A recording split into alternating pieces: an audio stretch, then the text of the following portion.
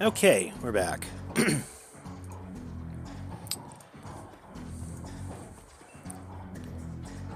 see if we can find this coyote before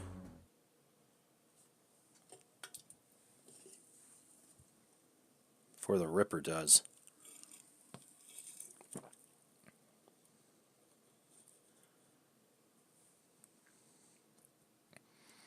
Takes you from probably going to be mugged to probably going to pay too much for your drinks.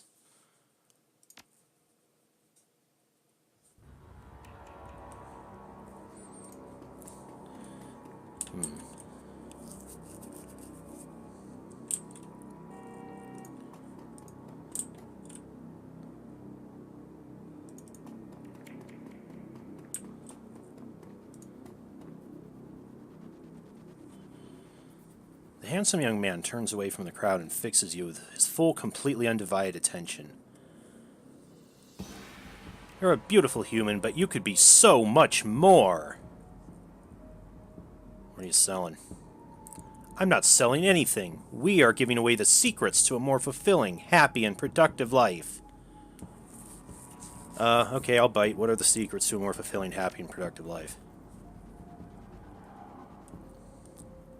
First step is to simply come and listen. Tomorrow night, Lynn Telestrain will be speaking about the importance of family in the sixth world. Please join us tomorrow and the secrets to a better life shall be revealed to you. He smiles and turns back to the crowd.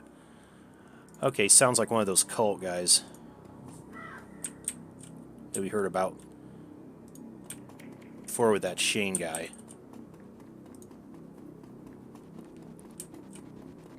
Refurbished flowers?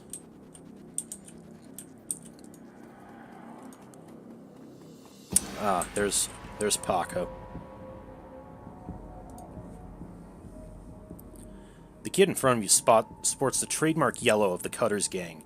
Young and clean-shaven, he stands like he owns the street and everyone on it. He seems distracted, though, glancing around with increasing agitation. He looks over as you approach. Watch yourself. What do you want?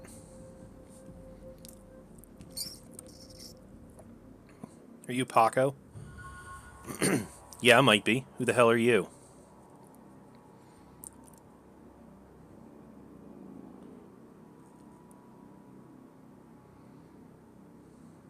The same team. I'm just at the Union. The tough guy's swagger seems to drain out of Paco. The cutter's gone, and before he stands a kid in a yellow jacket that doesn't quite fit. Coyote's missing? Oh man, that would explain. She was supposed to meet me over here an hour ago. Sorry for getting your face like that. What else do you know? If she's missing, I need to find her.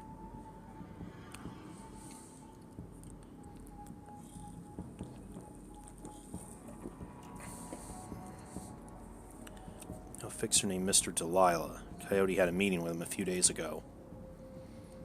I know of him, sure. Blake doesn't allow any cutters to take side gigs, though, so I got no reason to deal with him. Coyote hasn't said anything about taking new work. Wait a minute. Drek, I know where she went. Damn, why couldn't she wait? Damn it! Where'd she go? The Royale Apartments. The landlord, Stevie J, runs a drug ring out of that hellhole. Coyote grew up there. Doesn't like to talk about it much. She's been looking for a way to settle the score with that guy for years. A few days back, I heard Mr. Delilah was looking for runners to steal some sort of item out from under Stevie J's nose. She must have taken the job, I'm sure of it. And if this thug's caught her... Going over there. You coming?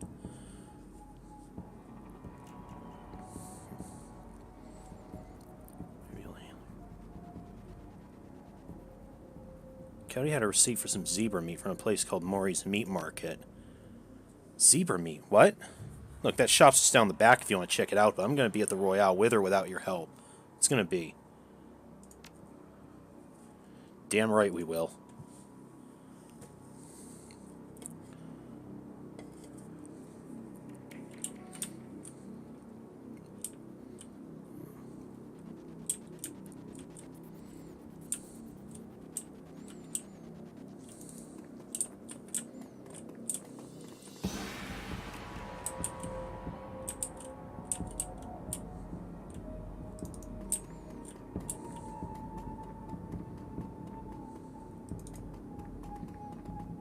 there's Maury's Meat Emporium. The small meat stand presents an enormous diversity of dead animals, from cow and canine to the exotic and paranormal. The pictures on the back of the stand feature a much older version of the man in front of you. As soon as he notices Paco, the proprietor's eyes become hard and angry. What do you want? You know we can't afford more. Relax, man. My friend just has a question. You must be Maury. Do I look like a fat old man to you? I'm Manny. Maury's my dad. Now what do you want?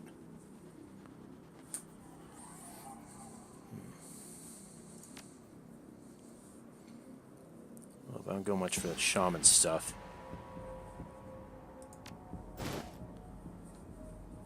Look it up. Yeah, I got it right here. 2 days past the pickup time. Didn't think anyone was going to come for it. Here.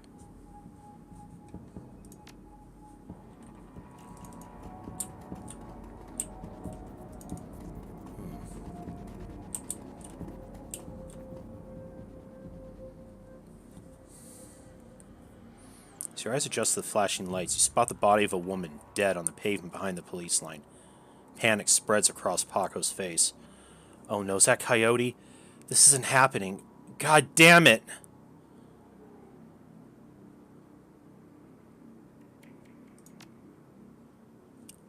Paco steps forward and breathes a huge sigh of relief. No, it's not her. Thank God. Let's not hang around here, right? Too many Lone Star pigs around. Too bad, whatever happened here. I'm not gonna let anything like this happen to Coyote.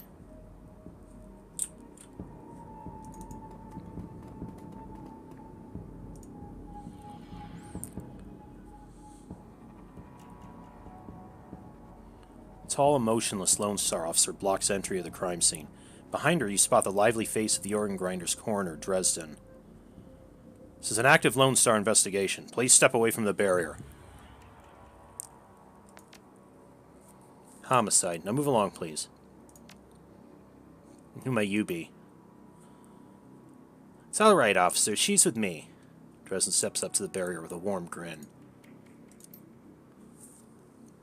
Okay, then make it quick.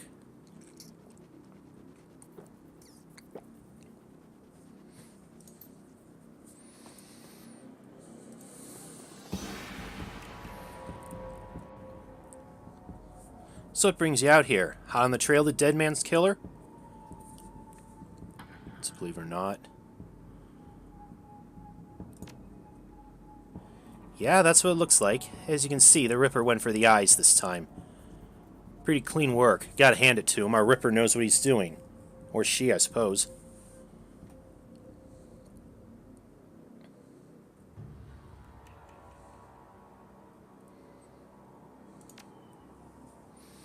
Not much. Scratches his head absent-mindedly. She's been dead for about 3 hours. Her name was Lucy Warden. Worked at the Stuffer Shack just around the corner. Looks like she was just leaving work when it happened.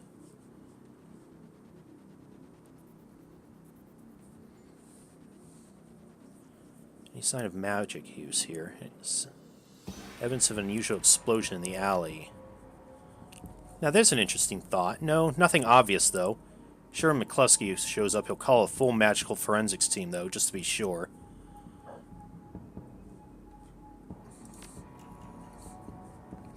That's a strange thing. There don't seem to be any signs of a struggle. Not a single bruise on her body. Yet she was clearly alive when the eyes were taken. Ugh. Died of blood loss shortly thereafter. As to what knocked her out, I won't know until I can run some tests back at the lab. Yeah, well, I don't mind the change of scenery. The coroner for the downtown branch is out on maternity, so I told management I'd cover for her on this one. Plus, I want this sicko caught. So they take Sam's liver and this woman's eyes. Trophies of some sort, I suppose? Probably some symbolic significance to the killer. Beyond that, I couldn't speculate. Hey, I figure if I help you out, there's a better chance to get the scumbag off the streets a little sooner. Kluski wants the Ripper in a cell, sure, but he couldn't care less if it takes another dozen murders. Good luck out there, eh? So, speaking of McCluskey, you should probably get going soon before he shows up.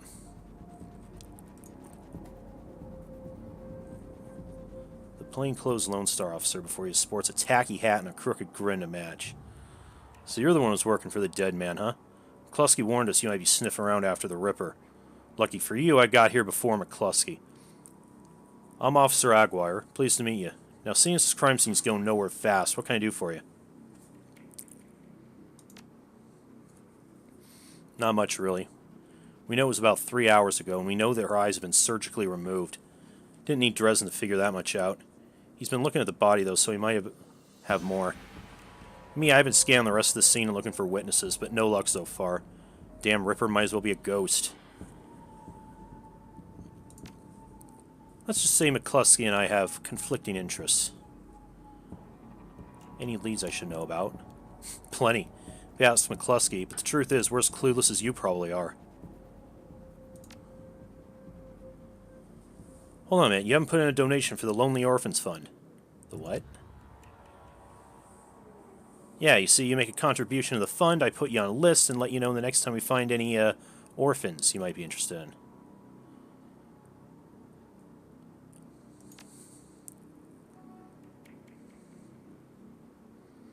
Excellent. Shall we say 300?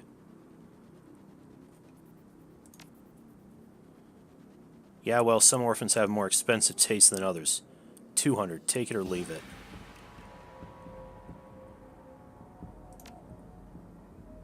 You're lost, then. Okay. Who the hell are you? The elf standing before you may quite possibly be the ugliest elf you've ever seen. His meticulously clean lab coat, format jacket, and old-fashioned bow tie give him the look of an undertaker from centuries past. He notices you approach and locks eyes with you, smiling a thin, unnerving smile. Hello there, stranger. Might I inquire, do you know which organ grinder's facility this body will be removed to? Who's asking? Elf giggles, a strange, high-pitched warble you wouldn't expect to emerge from his misshapen face. Oh, I'm of no consequence. Never mind that, though. Good evening to you and your friend, the coroner.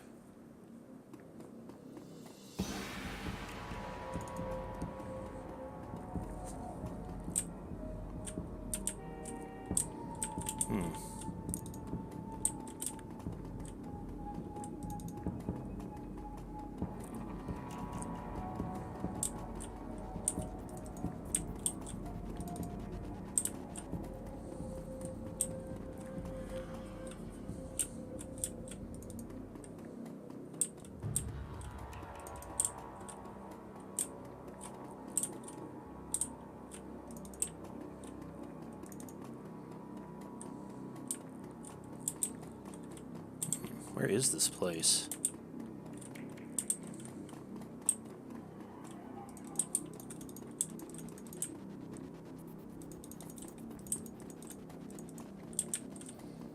Doesn't seem like it's anywhere around here.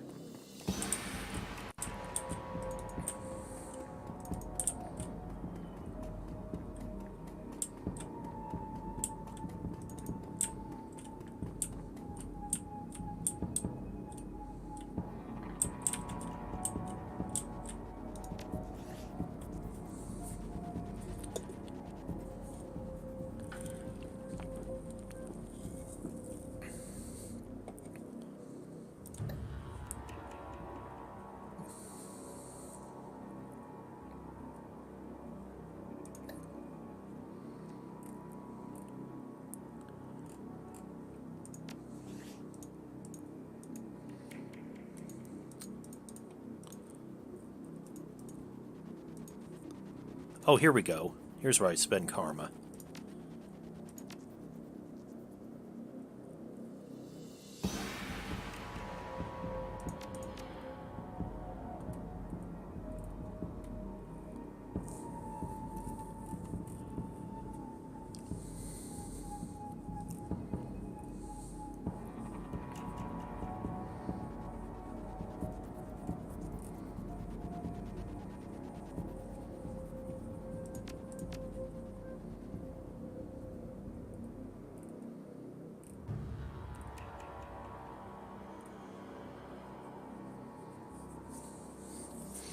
Hey, Scarlet. I couldn't get the I couldn't get the emulator to work. Either one of them. The first one I tried, the controls didn't want to configure properly, and the other one I kept getting error messages that tell me I'd be unable to save.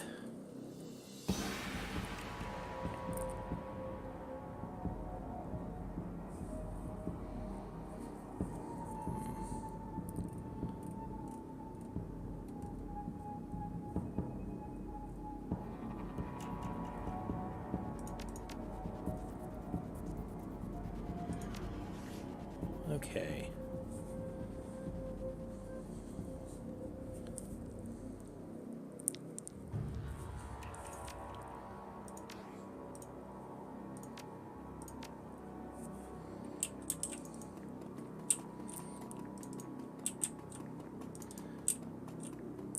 But then I realized I had this game in my Steam library forever and haven't gotten around to playing it, so I thought this was as good an excuse as any.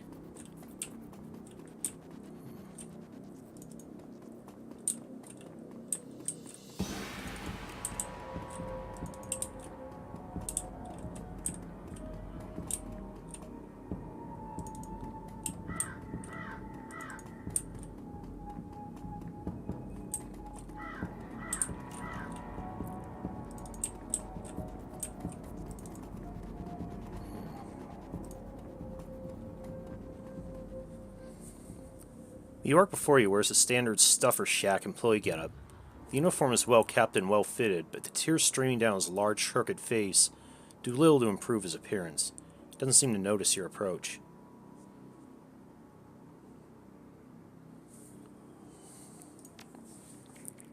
No, that's my friend on the pavement over there, Blind Lucy.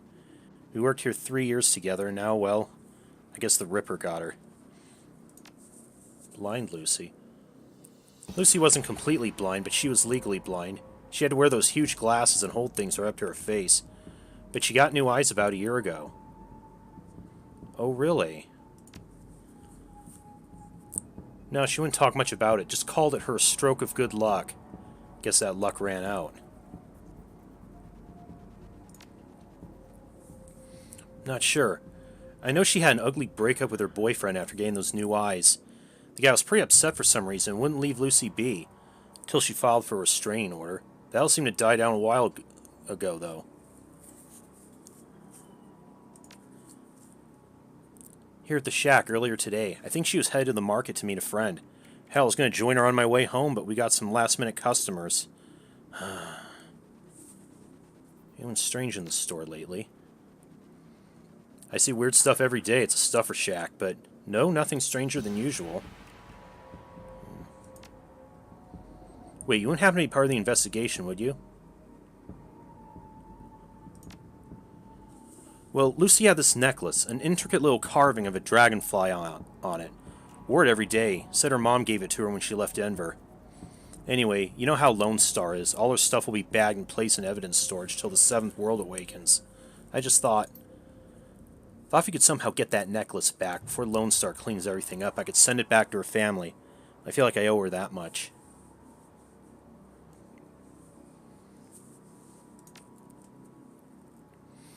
Thank you for your help, friend. You know where to find me.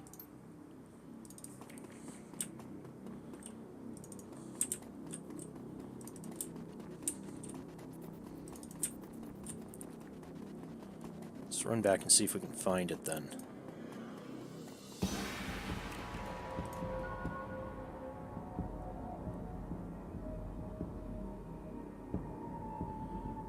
There's a string of bite marks along her left arm.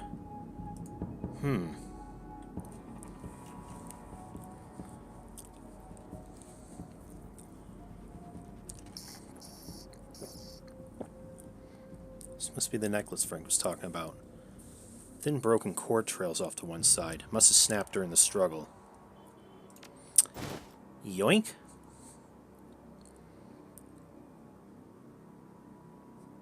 Genuine wood, such a rarity in the 6th world. This place might be worth quite a bit to the right buyer.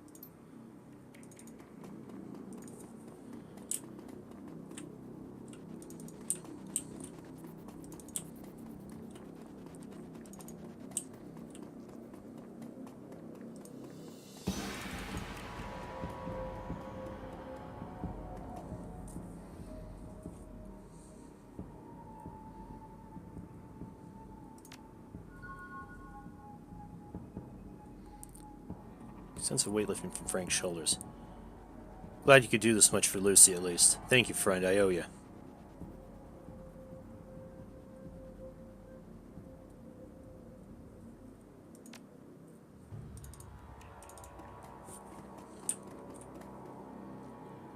What is this? Ah, I'm guessing that's the place.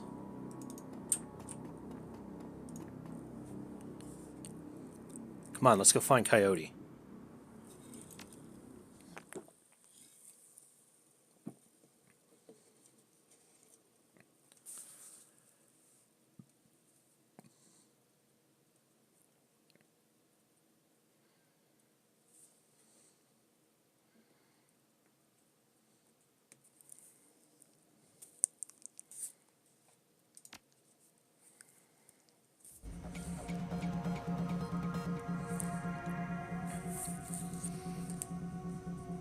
The Royal Apartments. What a hole. Can't imagine what it was like for Coyote growing up here.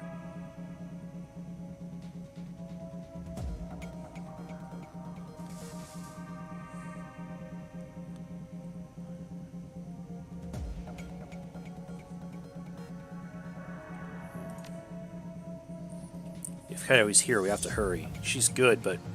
well, these BTL guys stay well informed. They may have known she was coming.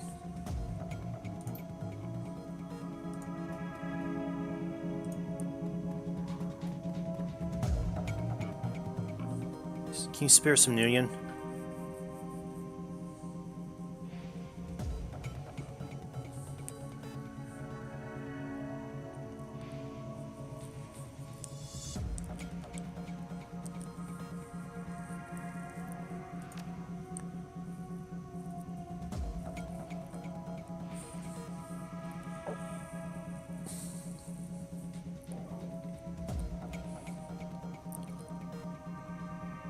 See a woman come through today?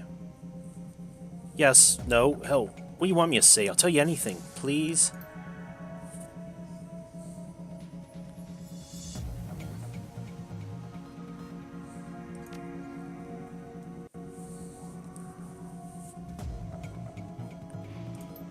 Oh boy.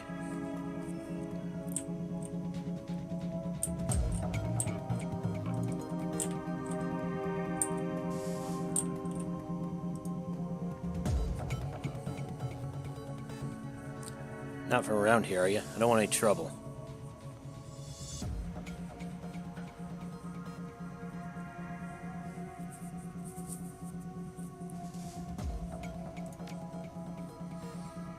Yeah, everything in this body's going to rust. Set my eyes and ears.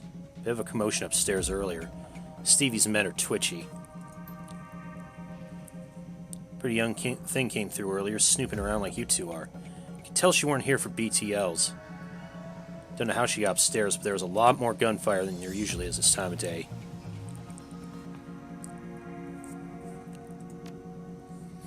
Nope, saw a couple of Stevie's men come around asking what anyone saw. Kept my mouth shut, I did. Where's Stevie holed up? He's got the whole top floor all to himself. Fancy sees the king around here.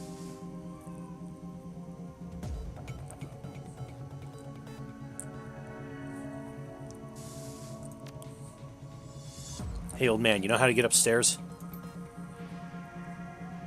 Been right friendly, but I can't get on the wrong side of Stevie. Sure you understand.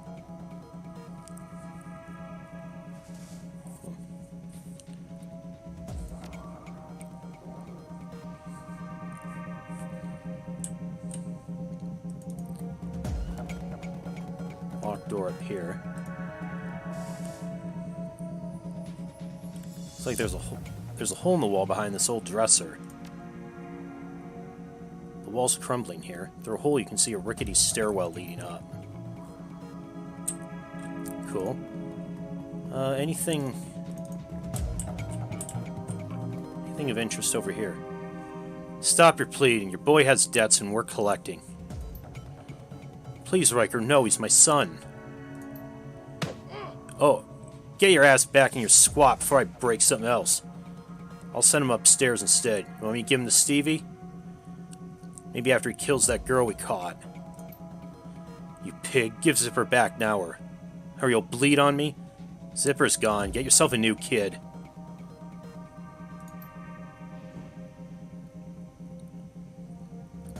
FO? 1? God, no. Please, no.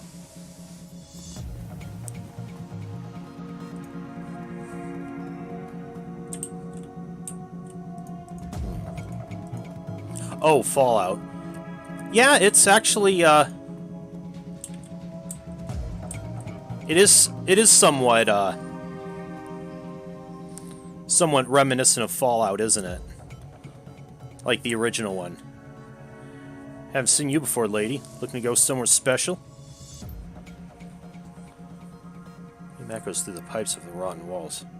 Hard to tell where it came from. He smiles with his mouth, but his eyes say predator. Who knows? Could be anything. Probably someone right in the wrong end of a Yakuza execution. You get all kinds. I can hook you up if you're interested.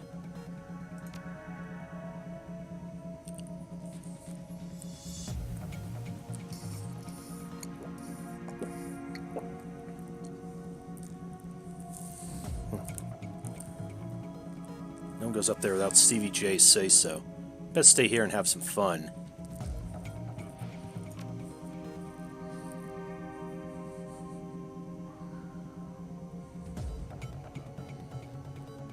I'm a businessman. What you got for me? I'm here to wreck Stevie J's shit. It's gonna happen, so I can add you to my to-do list, or you can step aside when the smoke clears. You run this BTL shop. You make a persuasive case. I think I'd prefer to live. Here's the passcode for the elevator down the hall.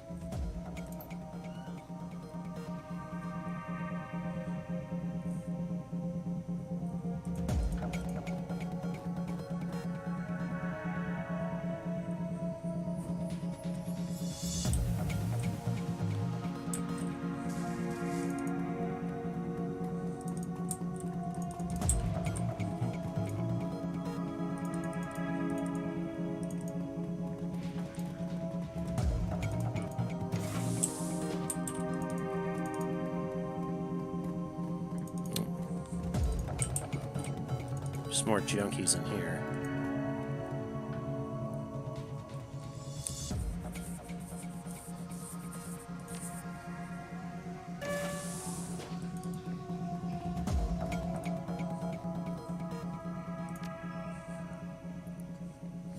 If we go up there, I'm not leaving until we find Coyote.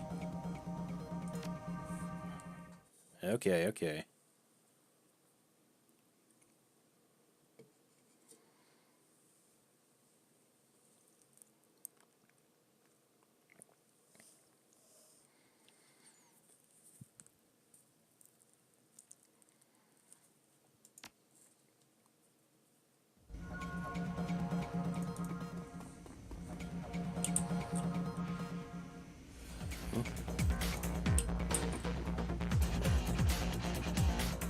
Who are we in a battle with?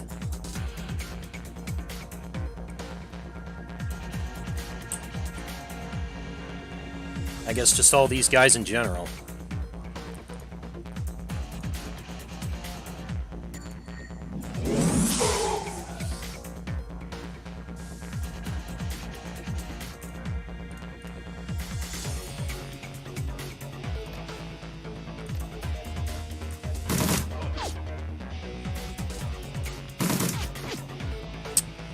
God damn it, Paco.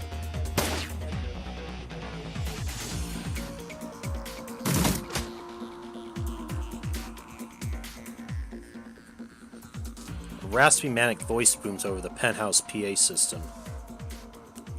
You ever think you can come here and shoot up my place? You know who I am? You're the guy who needs to shut up.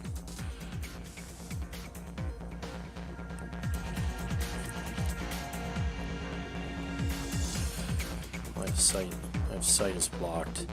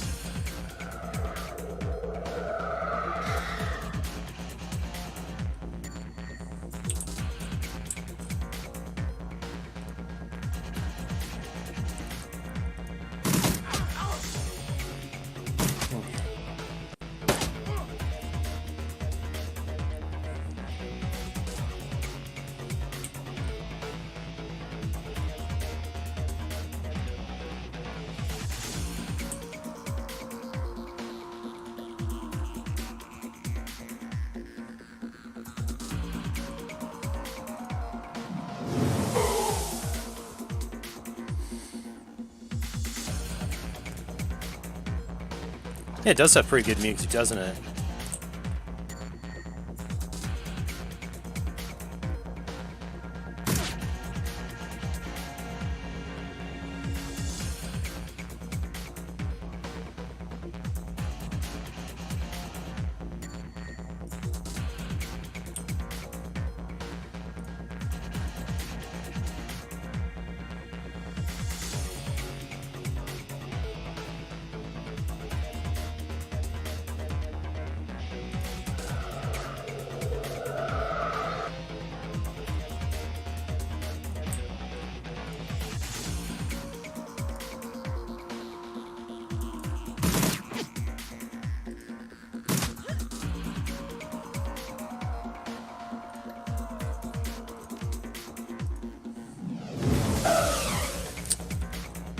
God, you guys suck.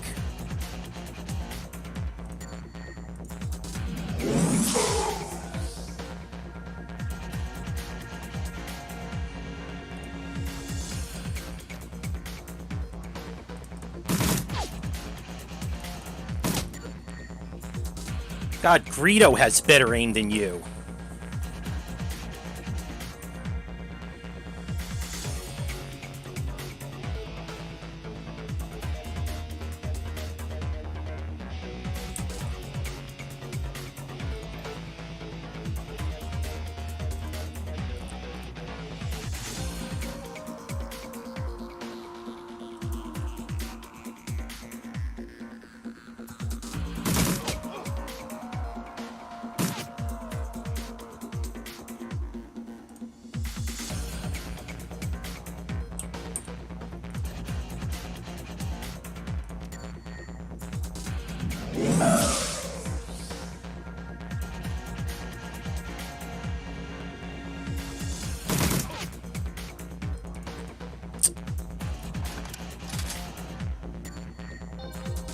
Oh, damn it, he can heal too.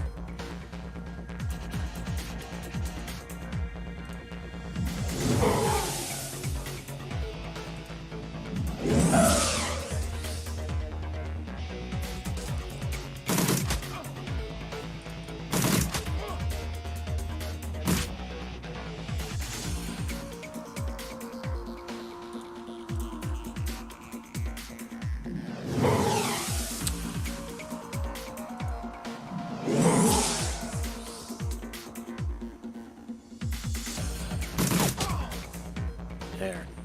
No, I can't. Oh. Yeah, so much for Stevie.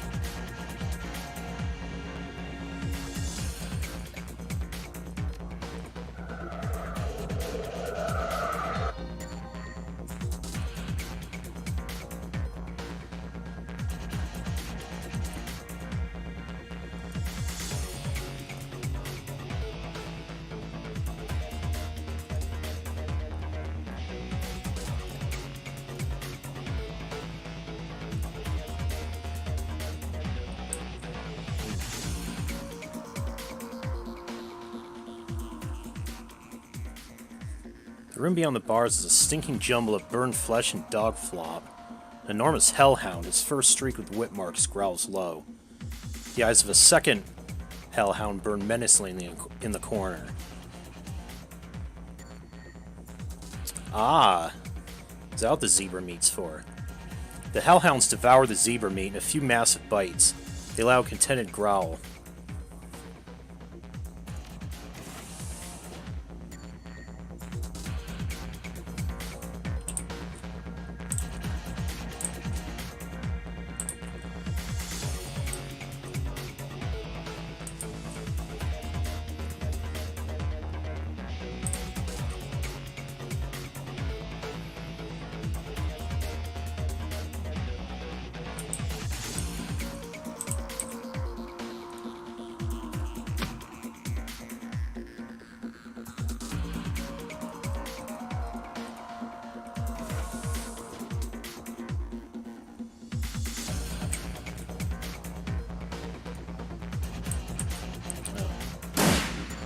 Oh, that's...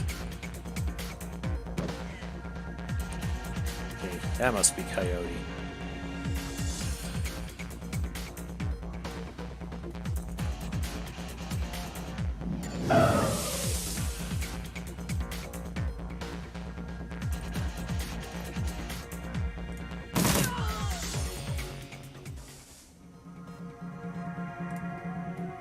There we go. About time you got here, Paco. Who's your friend?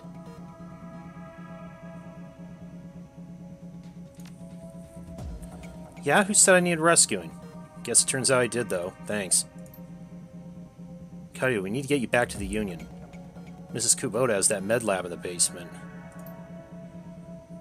No, I need to finish the other thing I came here for.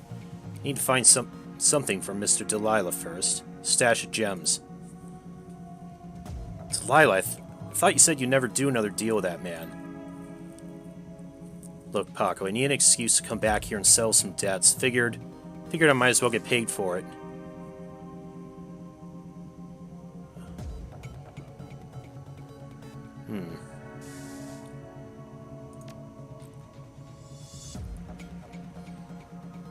It looks like she's about to argue, but says nothing. Come on, let's go.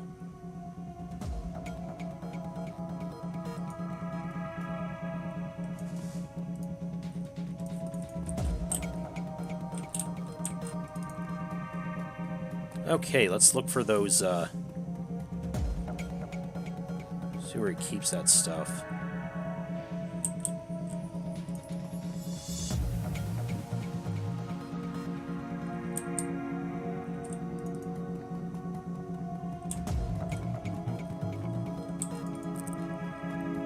Doesn't look like it. I think the, Nope. No, we just needed to give them the zebra meat, so they... Presumably, we would have had to fight them if I didn't, if I didn't bring that with me.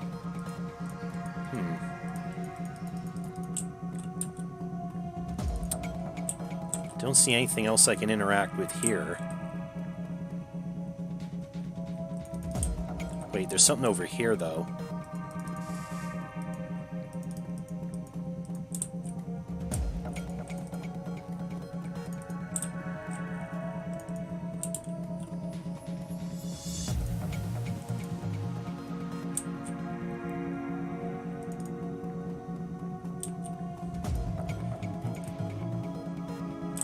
Is that a pink blood patch? Did they kill a Danganronpa character here at one point?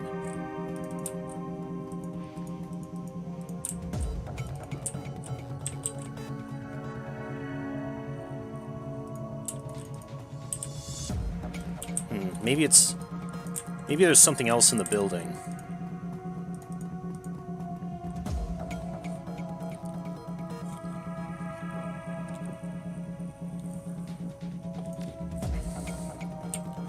No, that just takes me straight back to the Seamstress Union.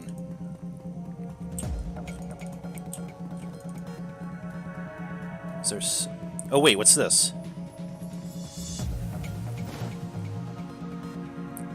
The Blade Stevie J's passcodes.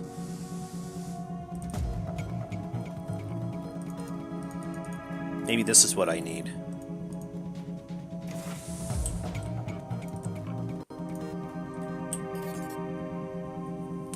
Some loose nougat on the crate. Just a little junk.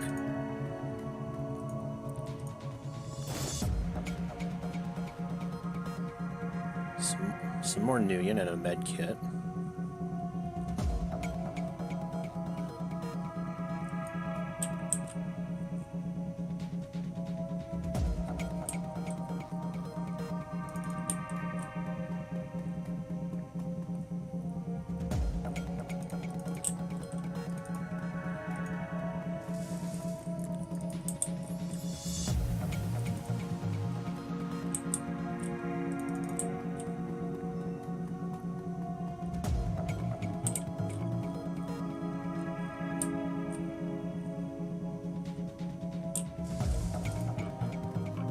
Oh yeah, there was another locked door there. Thank you for pointing that out.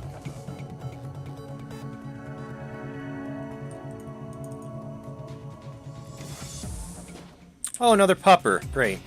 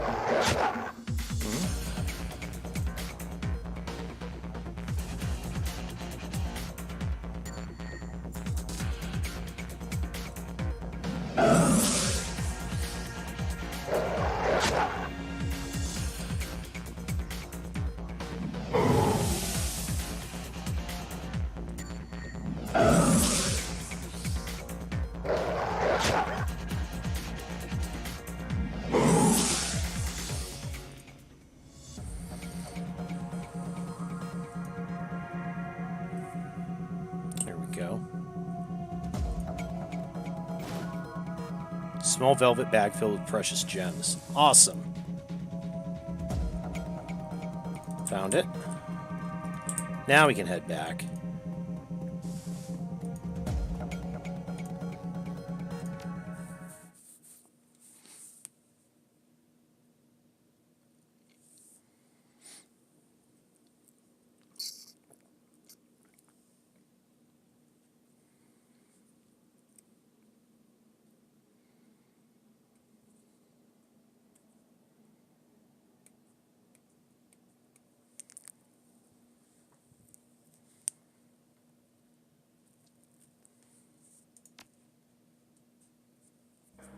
Damn, they messed her up bad. Mrs. Kubata's tending bar herself when Paco walked/carries the mangled and bleeding coyote into the Union. As soon as the boss lady lays eyes on her missing bartender, the place gets quiet fast. By the time she rounds the bar to meet you, Coyote's the color of wet spackle, and there's something new in her eye. Fear. Someone's face down hellhounds, but the sight of Mrs. Kubota has her staring at the floor and mumbling. Woman, how dare you miss 2 shifts and then come back and bleed on my floor? Thanks for your concern. I'm sorry, Mrs. Kubota. I had a run that went bad. Soka, I can see that. Your arm's a mess. Was this your crusade again? Do not answer. It'll only upset me further. It caused me to worry about you, Coyote, and that's distracted me from my business. Hi, Mrs. Kubota. My apologies again. Cherry, take her downstairs to Dr. Castle. Yes, ma'am. And tell Castle, put something new and shiny where that arm used to be. Mrs. Kubota, I can't afford a cyber arm. I'm aware of your financial situation. When you're healed, we'll discuss the concept of Giri, the debt of honor. Now go bleed elsewhere. Yes, ma'am.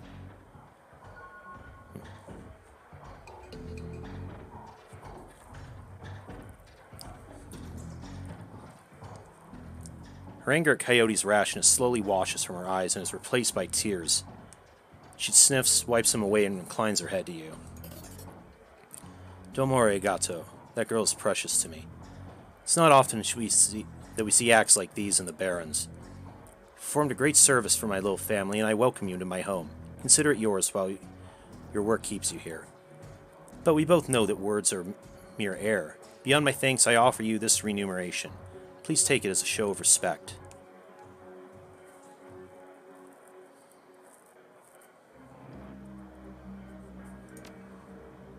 You're most welcome. And I offer more than simple lodging. You'll find there's more to the Union than meets the eye.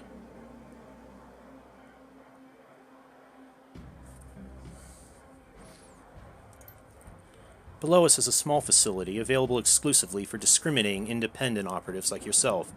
In it, you'll find vendors selling the best gear the black market has to offer. Fully equipped cyber dock and a secure place to rest when the dreck hits the fan, as they say.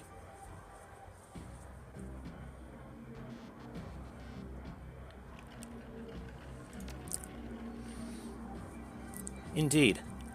Normally I require a percentage of the runner's income for the use of this facility, but as I said, you're a family now. Consider it on the house. To gain entrance, play GAFFC on the piano.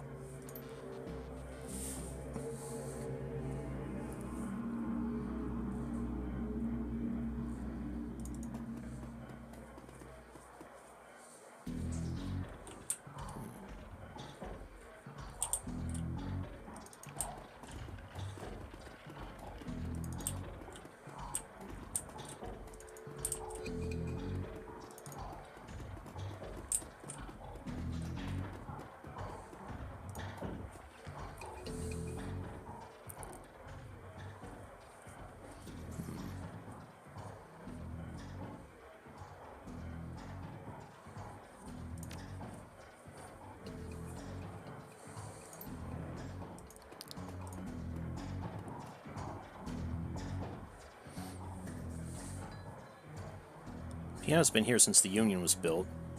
Doesn't look like anyone's played it in earnest for almost as long.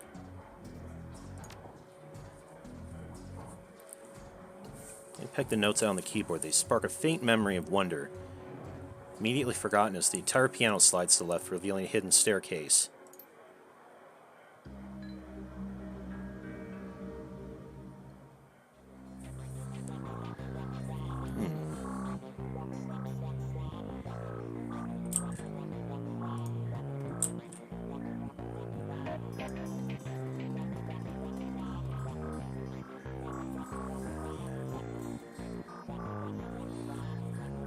Ah, is this a,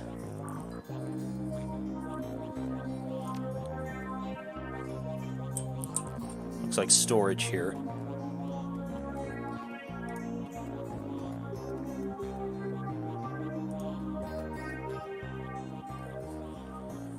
Make it quick. I need to operate. Thanks for helping me out back there.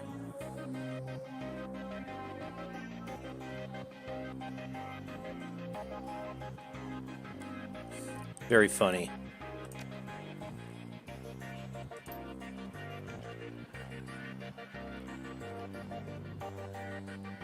I have some work to do.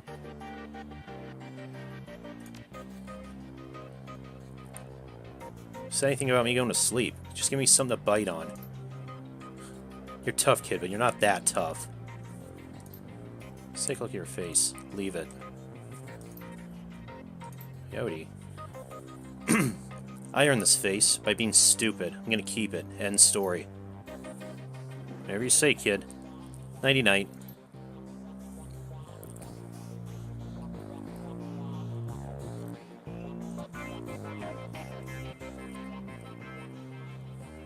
Coyote looks both better and worse than you last saw her. All the gaping holes are plugged, and she's sporting a shiny new cyber arm.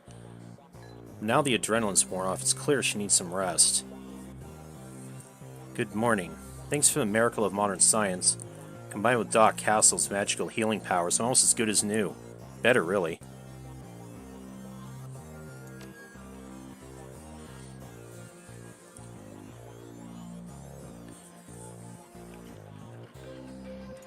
Sam. Holy dreck, Sam. Can't say I'm surprised. He was on a downward spiral for a long time. What can I tell you? Yeah, it sounds like she was one of the last people to see him alive.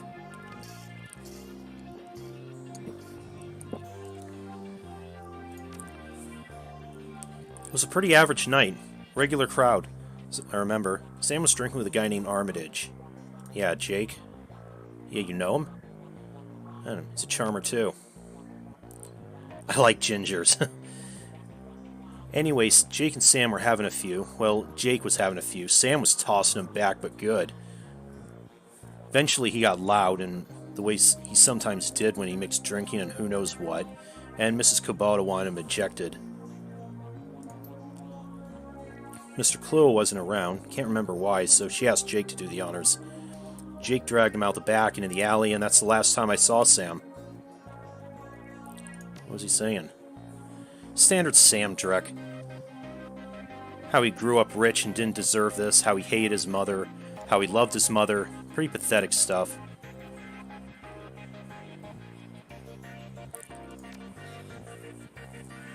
I did. Made me laugh. No one else seemed to like Sam's jokes, but I did.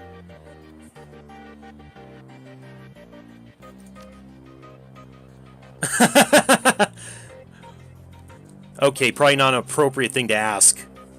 Right in front of her boyfriend. Easy, lover. No, it wasn't like that. We were friends. I guess I knew him the best out of everyone here. Sorry he's gone.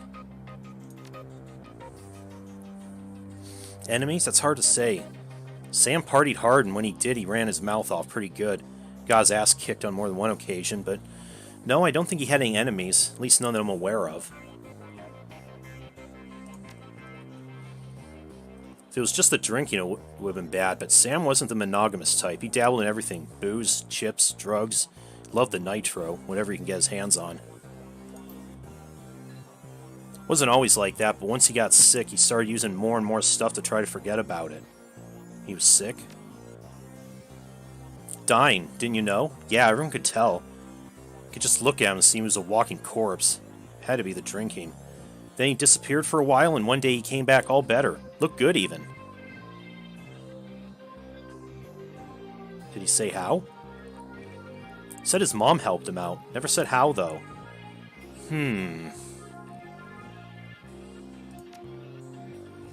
Where'd he live?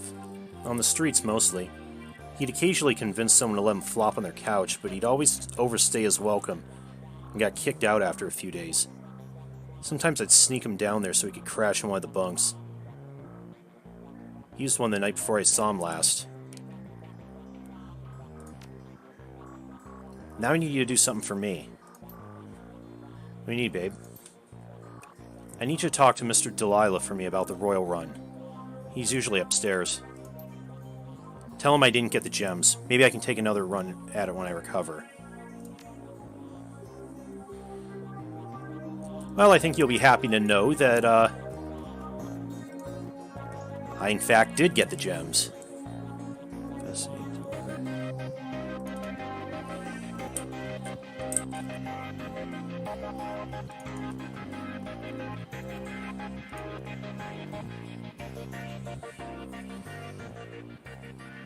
Past the bar, the edges of the safe house become somewhat indistinct due to the magical haze surrounding a particular elf. The man seems only half of this realm, his mind wandering the far horizons of astral space, while his body peddles his otherworldly wares. Good evening, young human, and welcome to this humble home we call the Union. I am Algernon Halfdream. To ease your way through the Sixth World, I offer you the best in magical foci, spells, and fetishes for the conjuring of spirits.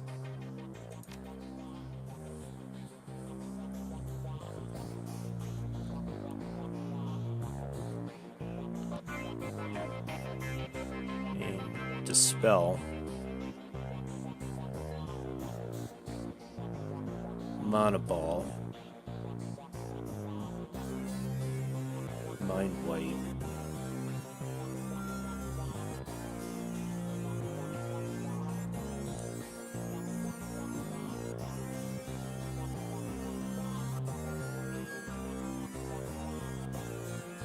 Okay, this sounds good.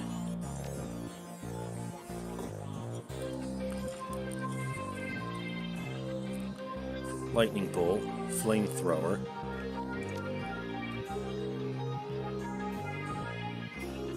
Weaken Armor.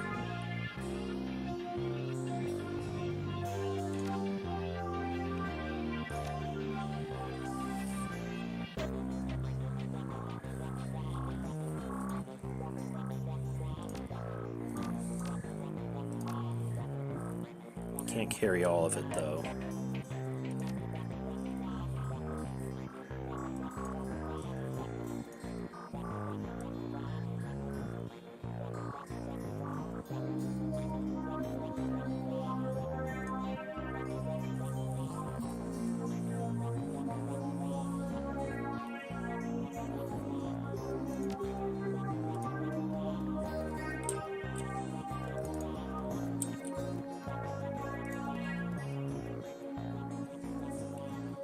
Theodore Buster Gruberman's a well-groomed orc, dressed with a precision that suggests the straight lines of a military officer's uniform.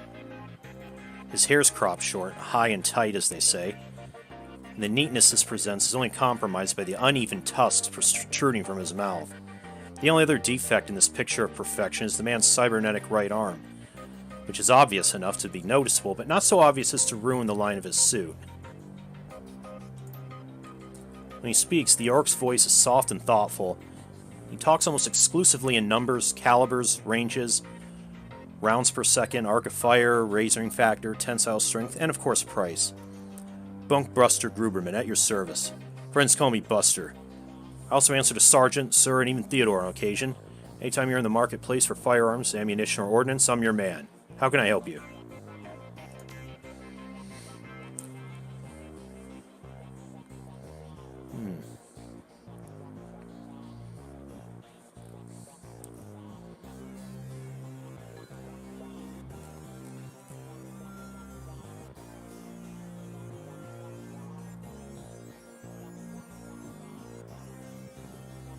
About the same as the Fichetti, but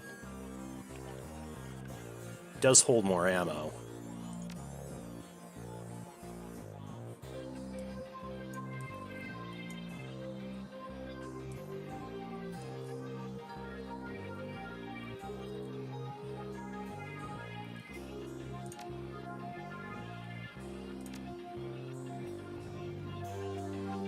I don't know if there's anyone I can sell my old stuff to.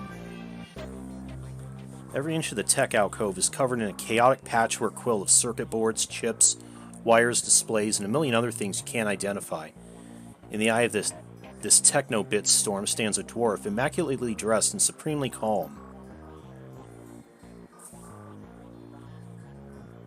I know that look. Don't let the size of the chop fool you. I can get any Matrix hardware or software that exists.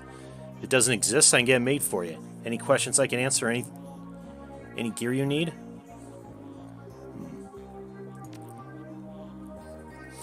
Jack into the Matrix or in the context of a run, when you jack in the local node of the facility you're in, the deck determines how many programs and ESPs you can carry, and the firepower of your base Matrix attack.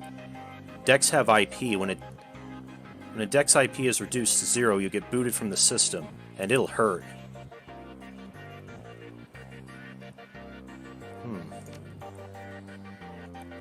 Program the Matrix allows you to defend your avatar against countermeasures and enemy deckers. There are a wide variety of different programs for attack and defense at different power levels. As you progress as a decker, you can use more powerful versions of those programs. Johnny, you want to take this one? Sure. When you infiltrate a facility on a run, you have a team. When you jack into the Matrix, you're alone. That's where ESPs come in. An ESP is a highly advanced artificial life program, which when you deploy it manifests as another team member in the Matrix. Different types of ESPs have different abilities.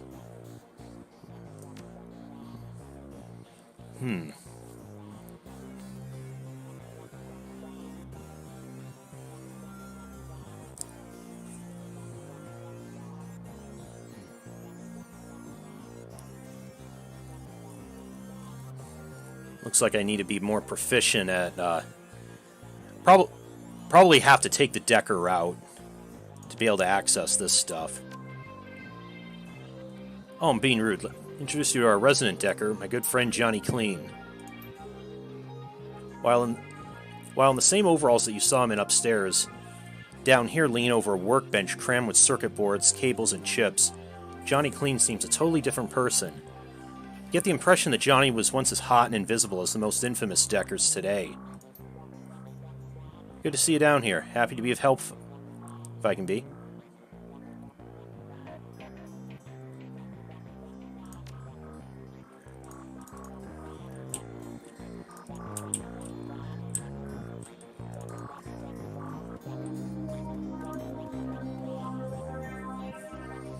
In Shadowrunner circles, the term doctor is often used quite liberally to describe any sawbones with a needle and thread, but in the case of the Union's resident medical expert, nothing could be further from the truth.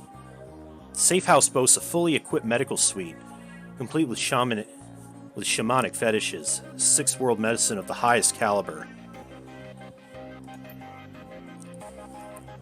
The doctor herself is an unassuming sort, perhaps the type to go unnoticed entirely, if not for the sprightly spirit perched on her shoulder, like her own personal gargoyle.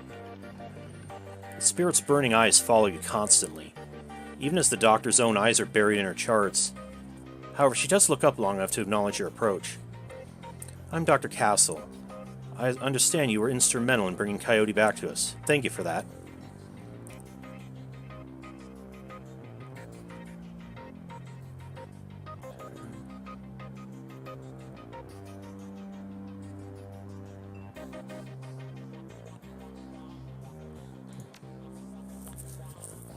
Thank you. It's a shame she won't let me repair her face, though.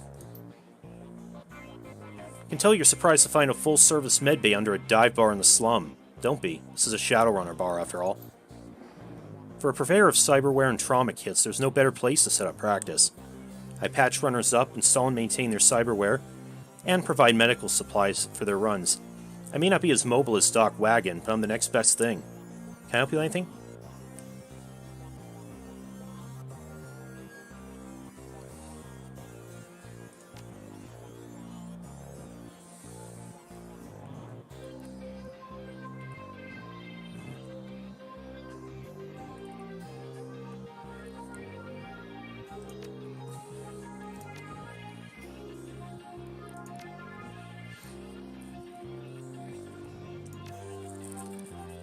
Cyberware do you have available?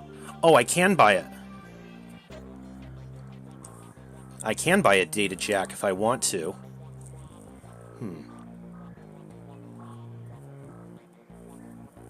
But I also have to get my decking skill up, too.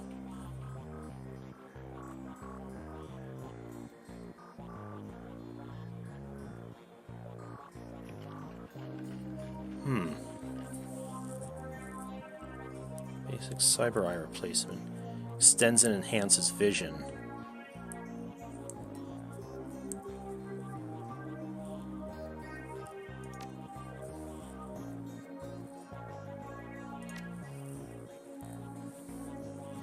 While modern medical technology makes surgery less disruptive than it used to be, it's still an ordeal for both the body and spirit, requiring extensive recuperation to properly heal. I'm trained in the ways of the spirit world as well as the scientific world. I do my best to heal the whole patient. I believe so.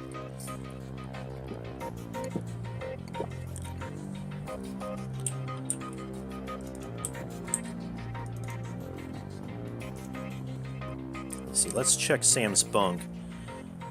The bunk's a mess and reeks of booze. Searching through the sheets, blankets, and pillow, you find an old photograph that's seen a lot of wear. The pictures of a blonde boy and girl, both about age 14, sitting on a dock on the edge of a lake. They appear to be twins. The boy has his arm tight around the girl's shoulders and is mugging for the camera. The girl's playing a kiss on his cheek while making rabbit ears behind his head with her fingers.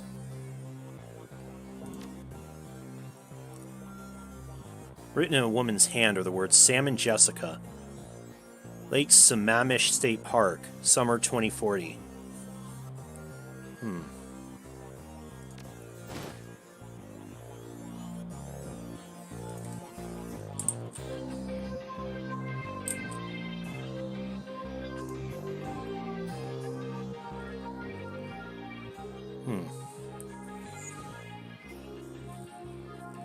Back. I think the highlights of the Wolves game will be on soon. Want to take a load off and watch it with me? Let's see. Do you know someone named Jessica? It's the name of Sam's sister. Jessica Watts? Yeah, he mentioned her once. It didn't sound like they got along that well. Your comlink. The screen shows John Dresden, the corner from Organ Grinders. He doesn't look happy. Never mind that, I'm fine. Listen, I'm at the NTSB investigation facility down the docks with a corpse of what looks like another Ripper victim. If you want to check this out, I'd get here fast, before McCluskey does. Another Ripper murder. Where?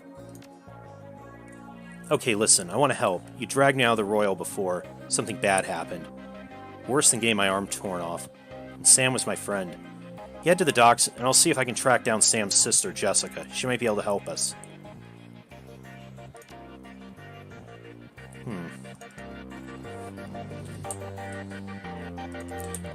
Well, I'm actually... Wait, I think... Was this the guy who sold armor? That's actually what I wanted to...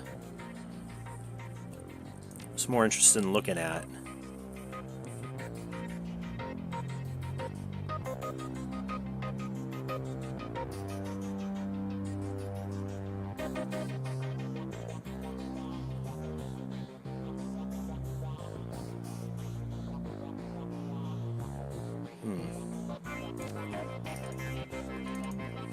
Or maybe...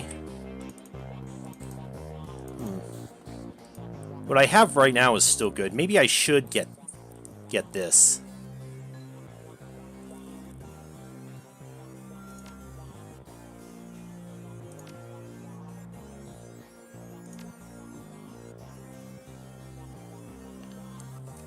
Ooh, wait.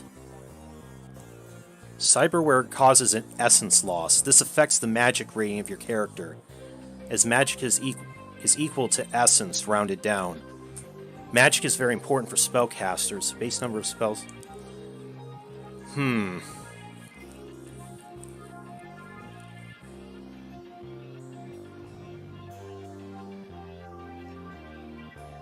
So as a mage character, I probably don't want cyberware then.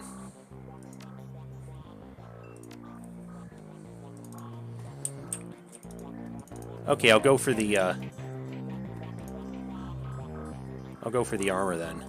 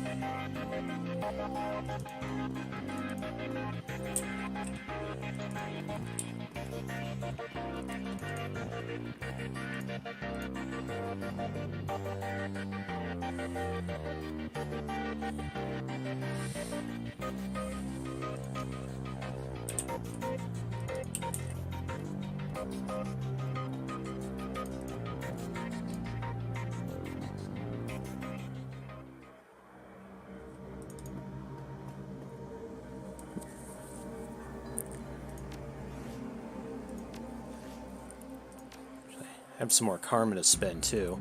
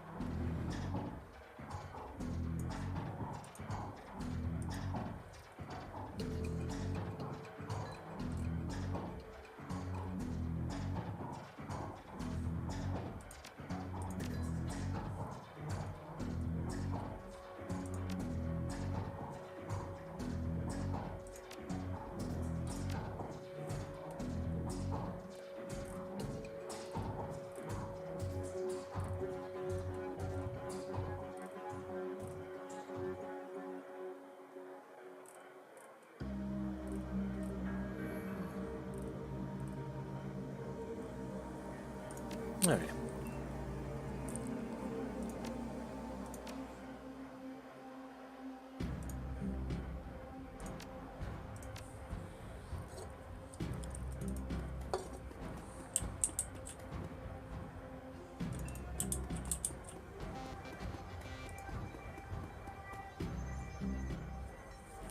Ah.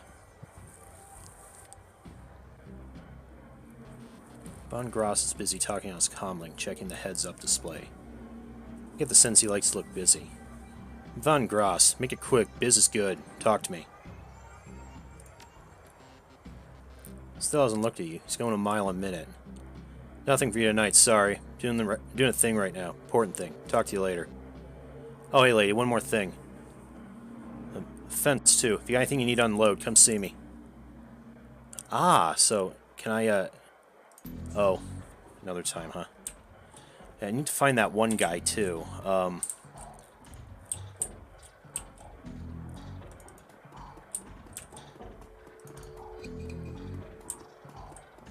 Tell him about the, Ah, yes, there he is.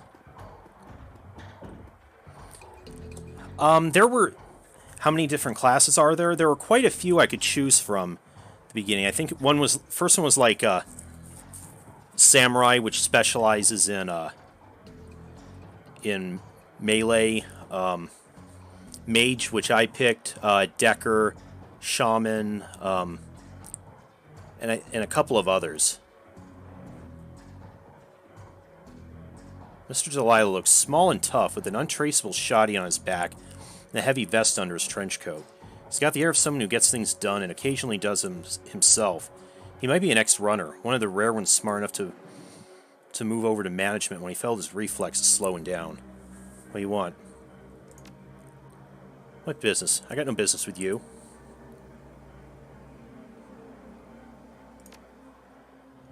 The mention of Coyote finally gives you his full attention. Why didn't you say so? Coyote's late and my client's getting anxious. Where is she?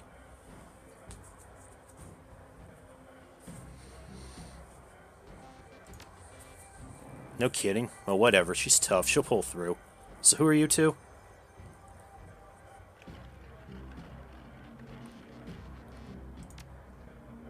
Great, we're all introduced. Now give me my stones.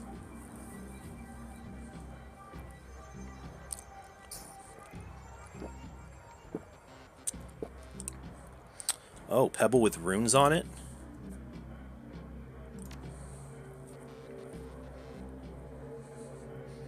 In an instant, there's a jeweler's scope on his eye.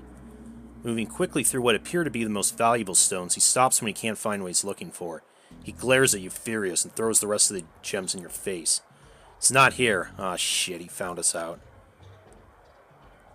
Let me explain the way the world works to you. I hire someone to do a job, they do it, they get paid, and we part happy. Now you have something that I paid Coyote to get for me, that makes it mine. So you give me the pebble, and we won't make any more work for Johnny Clean.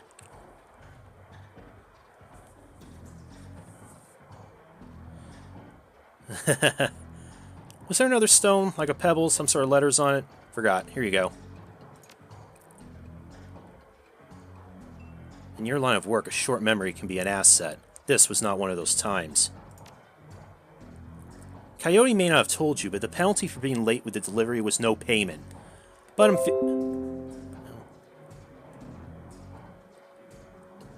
I'm feeling magnanimous tonight, so you guys can keep the gems I threw in your damn face. Listen, you look like the sort of woman who might run a crew of your own one day. Might need a little talent. When it happens, you come to me and I'll set you up.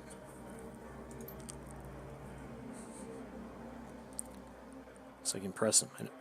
I know fence for those gems. Fun Gross. Follow me. Ah, okay, now we talk to him.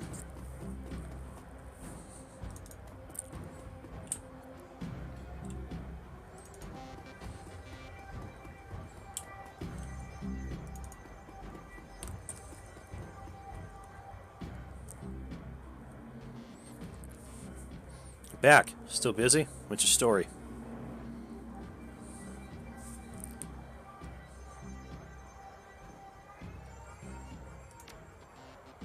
That's right, and... Rare stones, huh? Let's see those rare stones. Huh. Where'd you get this dreck? A gumball machine? Give you 1,000 for him.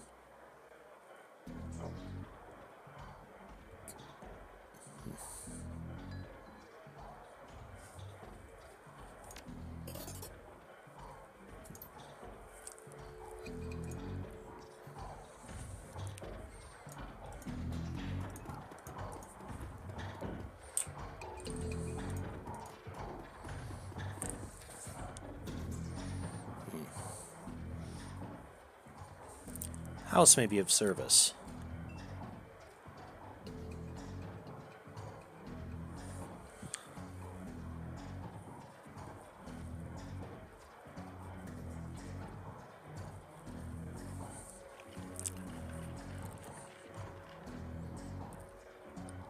Think I got ripped off, huh? Coyote grew up in the Royale, but managed to escape that life. However, her cousin was apparently not so lucky. He came to town about a year ago and fell in with the wrong circle. He was introduced to sim chips and became addicted to BTLs. Coyote's been tearing her way through chip houses for months now, searching for him, acting as a one-woman cleanup crew.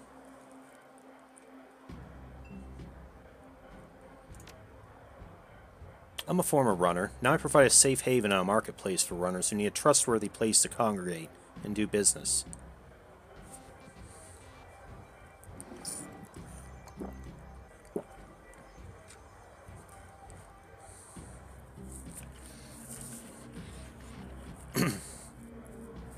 Yeah, but unfortunately I didn't look like I had enough.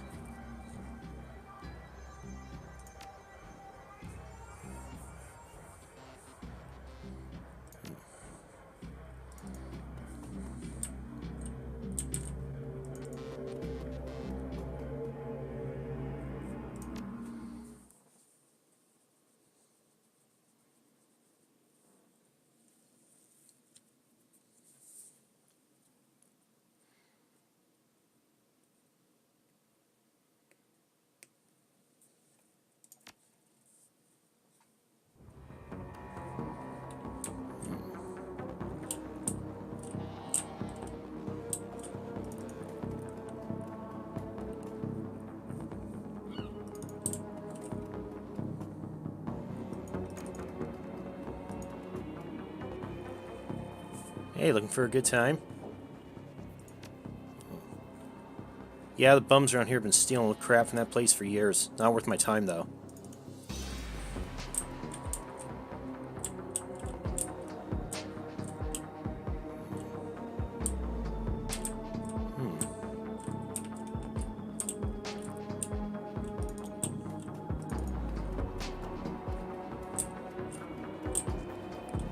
Place doesn't look too big. Where's my guy at? The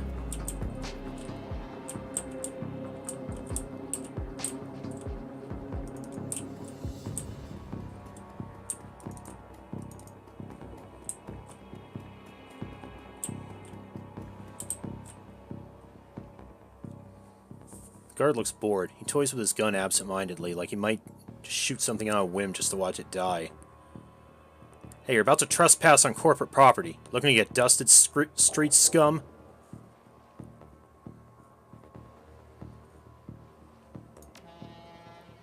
Sure you are, and I'm Loftweir, the King of Dragons. Beat it. What a nice guy.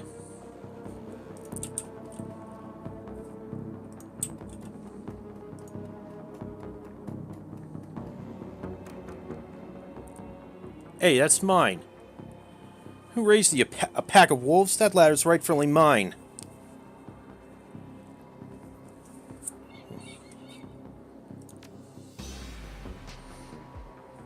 Oh, you break into the NTSB warehouse too? See any of them airplane blankets or pillows? Snag me one.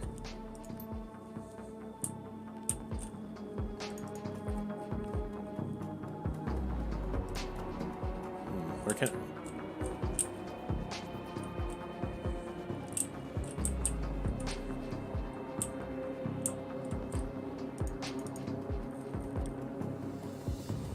Find a spot to use it, preferably where that guard won't see.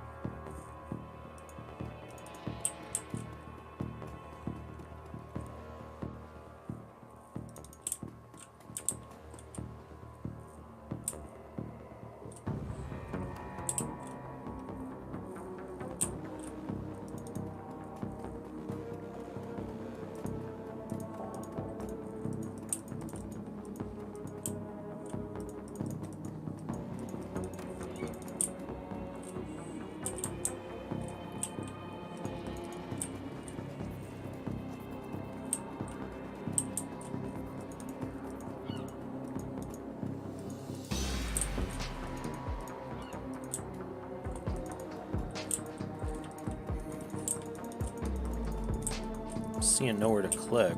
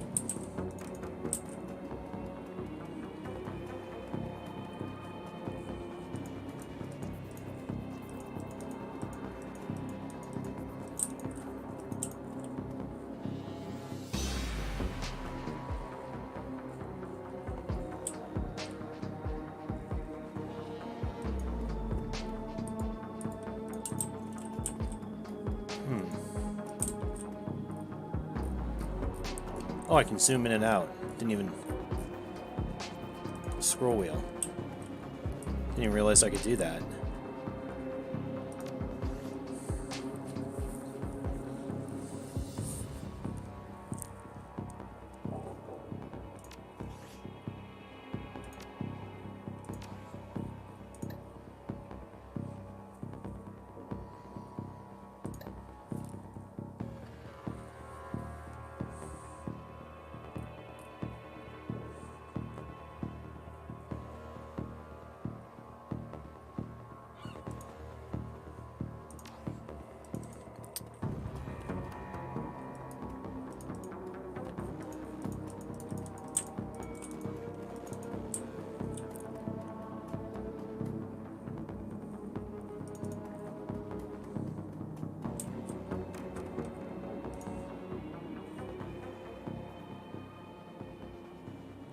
Ah!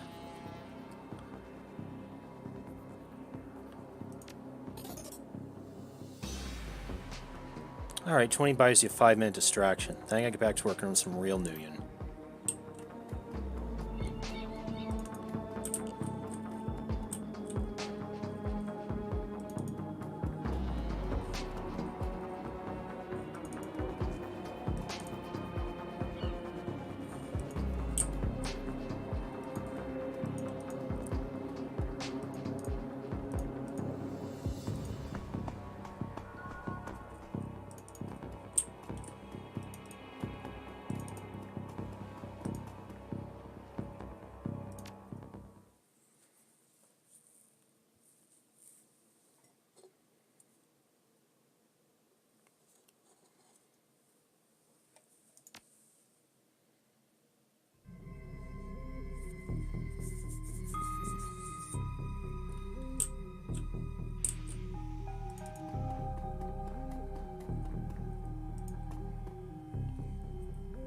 You again. How'd you find out about this murder? The press hasn't even picked up on it yet.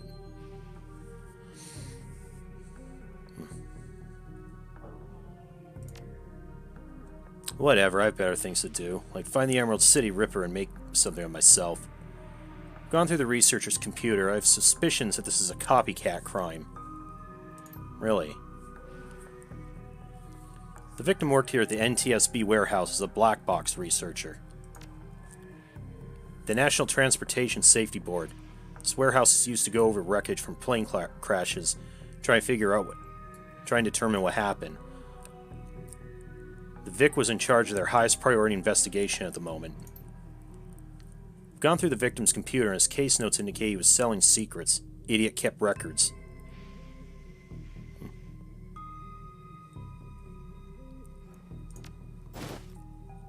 It did. Some runner like you probably often to cover up his core master's involvement, trying to make it look like a Ripper killing. Here's the office key. Check it out for yourself if you want.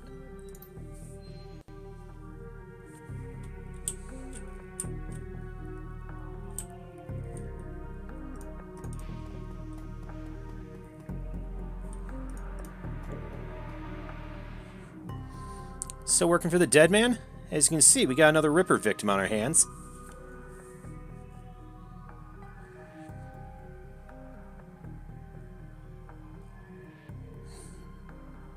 Business is good for Dial-A-Mort these days. Yes, indeed. Victim's male, mixed Native American descent, age 38, based on the condition of the body. Looks like he was killed around 2 in the morning. Cause of death unknown. Several internal organs were removed from his body after death, quite gruesomely. I'm not sure if the killer even knew what they wanted before they started cutting. Not much else to tell yet, really. He does have a lot of pre-existing scar tissue, so he probably had a major surgery at some point in recent history. Fortunately, with the organs gone, I can't determine the nature of the surgery.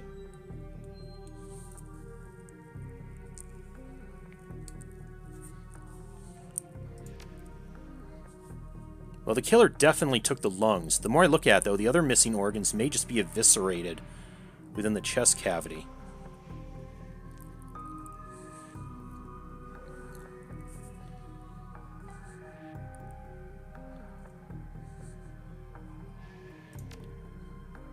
Kluski couldn't find his ass with both hands. Don't tell him I said that, though. What's Officer Ogre doing? Ogre would love to solve it before McCluskey and get his gold detective shield. Plus, he'd love to see McCluskey suck in front of his superiors. He's already tried to bribe me to keep information from McCluskey and tried to slip it to him. Inspired by their tireless pursuit of justice.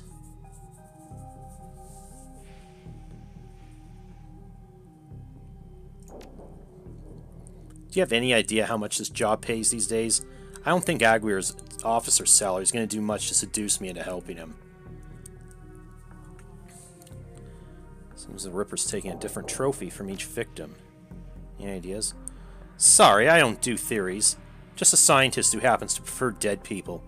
However, while there was massive damage in the chest cavity, I can see the victim's lungs were transplants, which is interesting since another victim's missing heart was also a I'm noticing this this correlation between the victims.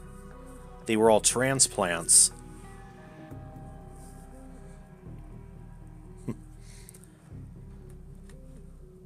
Yeah, that was something that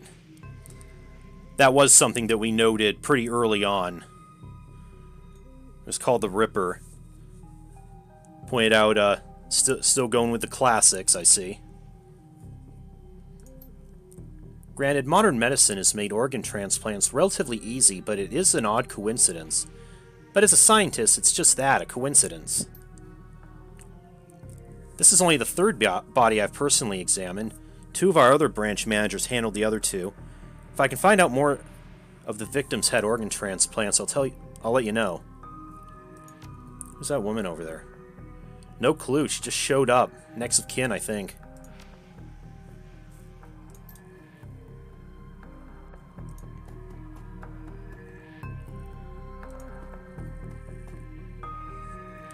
Shannon Half-Sky. She a shaman? You're not a cop. Relationship.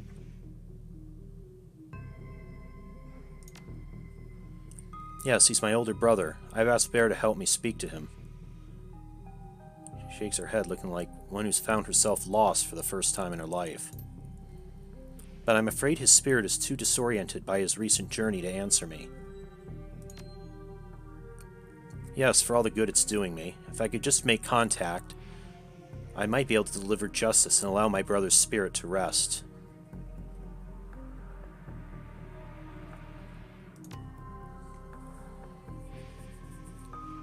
Not so far as I can tell. Not among the living, anyway. The cops don't care I snuck into the base. I guess not. But my brother's spirit may not be alone here this night.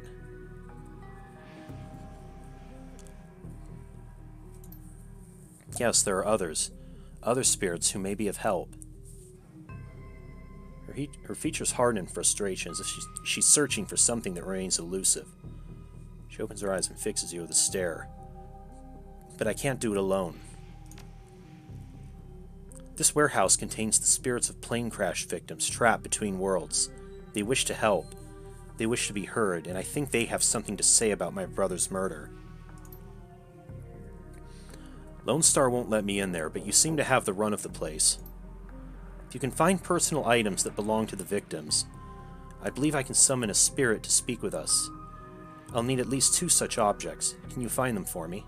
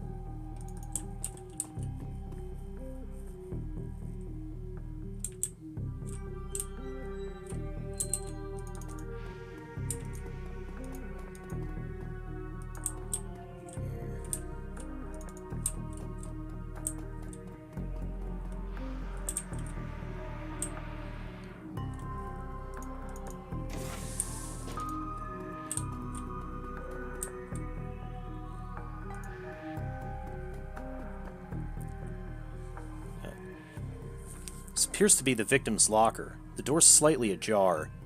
Inside you see several of the dead man's personal items. The blue toothbrush is still wet from being used. It smells of mint and cigarettes. Comb. As you reach for the comb, the hair on the back of your hand stands on end. When you take it off its little shelf, your heart thumps in your chest, hard. This must be one of the items the shaman was looking for.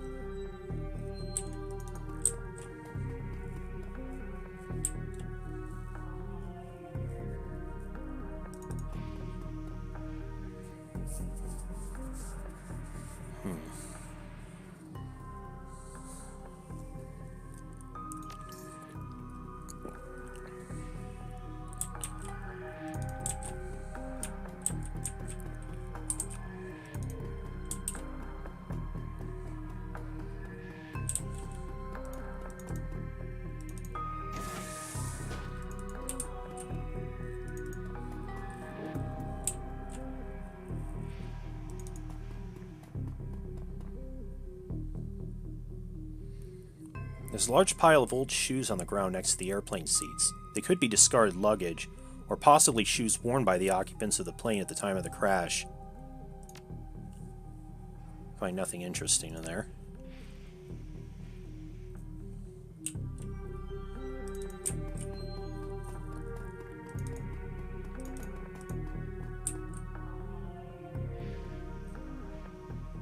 It's hard to say whether this is a heap of items and refuse recovered from a plane crash or simply trash that hasn't been taken out yet.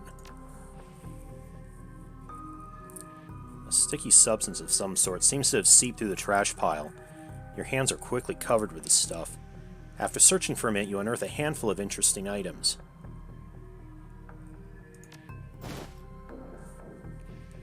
The earrings made of burnished steel form into the shape of a small salmon. An intense primal fear washes over you as you touch its surface. This must be one of the items the shaman's looking for.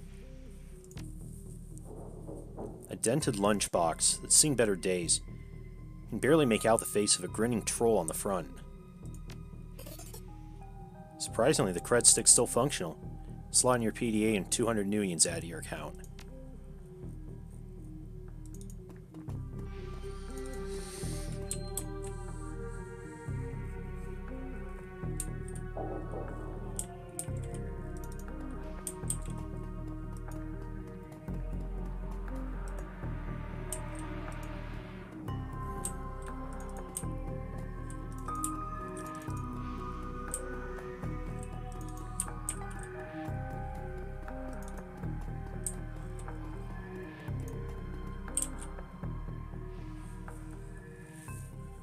Feels as though you found enough objects.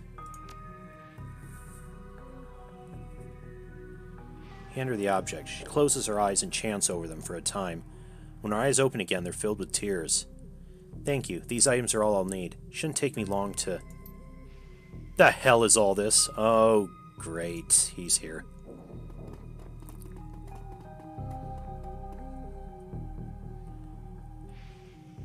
Officer Auger trails after the detective, only meeting your eyes for a moment. She's the victim's sister, sir. This is a crime scene, officer, not some Salish drum circle.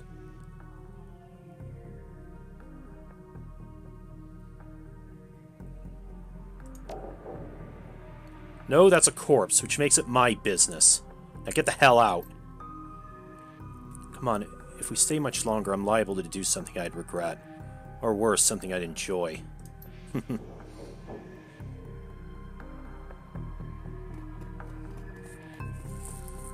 Oh, great.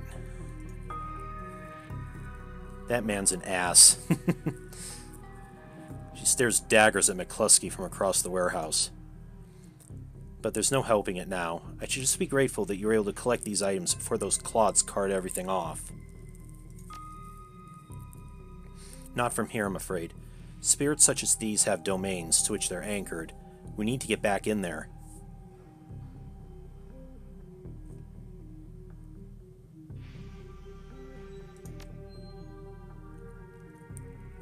A little breaking and entering, perhaps, under cover of darkness. Sure you're up for this?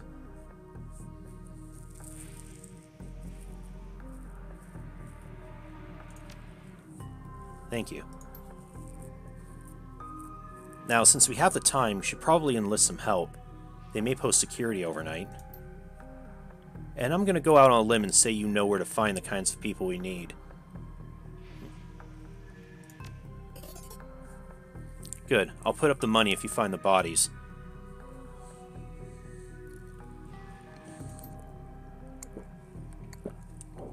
Meet me back here at midnight. The spirits will be strong then.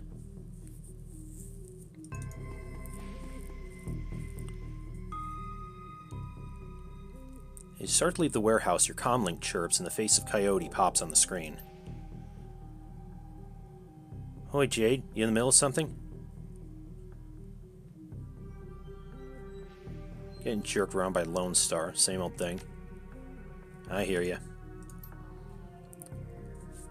Don't know if I ever told you this, but I was born in the Royale. BTL pushers like Stevie J ran the squats. Ran my world when I was growing up.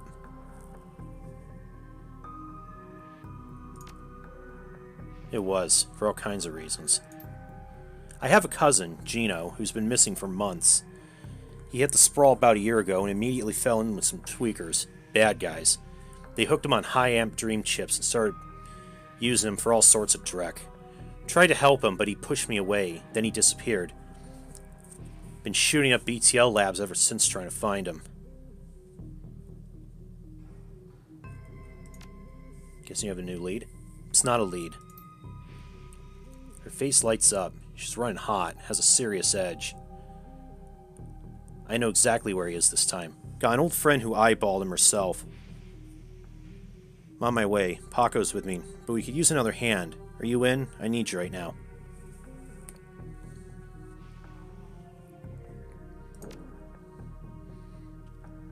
I knew you'd come. I'll send you the address. I'll see you soon.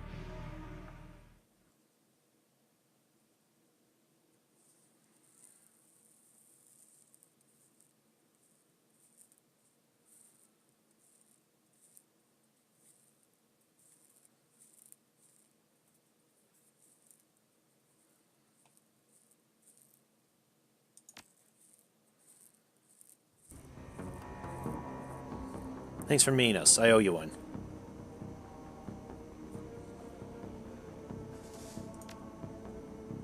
You got it. Oh, hey, listen, I got good news for you. You know Sam's sister, Jessica? One of my contacts found her for me while you were on your way here. I called her and asked her to meet you at the Union later today. Hope that helps. Least I could do. Alright, let's get this done. My cousin Gino should be in one of the squats past that door up ahead. I hear there's a whole lab set up in there. From my experience, there's usually a lookout watching for cops outside, and a guard at the door inside. Like I said, I don't know how much firepower to expect. These guys are nasty, so stay on guard. I just want to get in, grab Gino, and get out. Behind you, babe. Let's do this.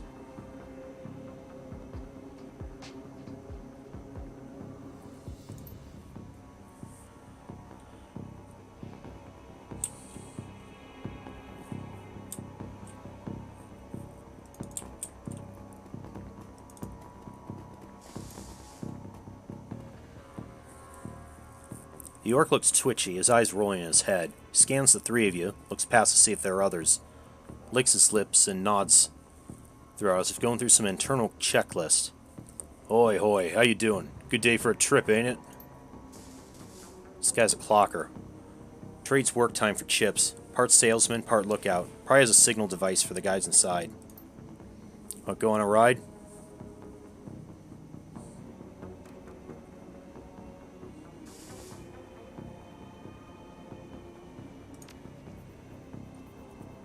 That's the best part. It's a lab. They test the new stuff here. Hot's Drek. Place a special order and they make it happen. Buy a pass card from the guy at the door. Get you in and out anytime you want. You can buy a Beeline slot right there. Our guys guard you while you're chipping. Safest way, chummer. Safest way. See you around after this. Probably see you lots. Oh, somehow I doubt it.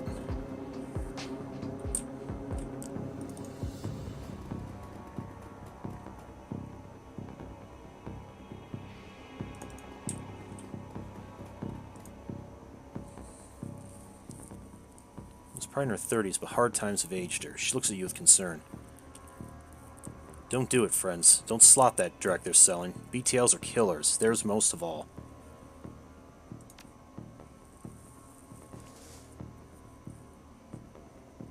I do, I know. I lost my husband, lost my son, my daughter. They use her to record.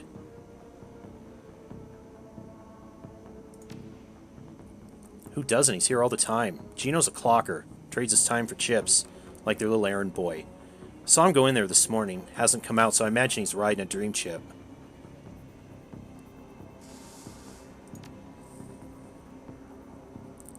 They're serious. This place is backed by the Yakuza. Japanese mafia. Oh, man. There's a guy on the door, Charlie. He sells the passes to get in. He's not tough, blind in one eye. There's another 5 or so wandering around. 2 of them are bad news, covered in magic symbols. Mean. 5 or 6, that's not so bad. We have surprise on our side. No, but Jamal has my son's card. Took it off him when his brain fried. Jamal's down the hall. Don't know if he'll give it up, but that's between you and him. Yep, all day, all night. They can be dangerous, too. Once someone's chipped, they can send them any program they want, make them do whatever, turn them into whores, killers, anything.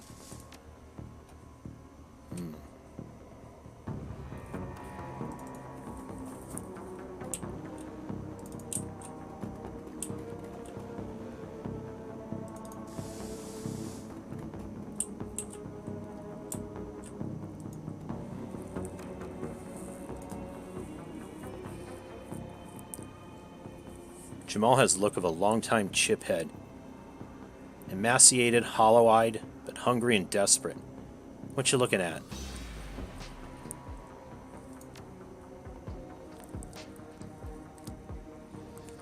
You hear right. I got a few. Sell them at a discount. Charlie charges 50 noom for him, but I can get you 3 for 100.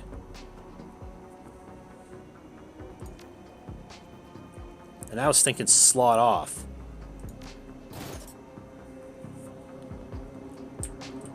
Okay, fine.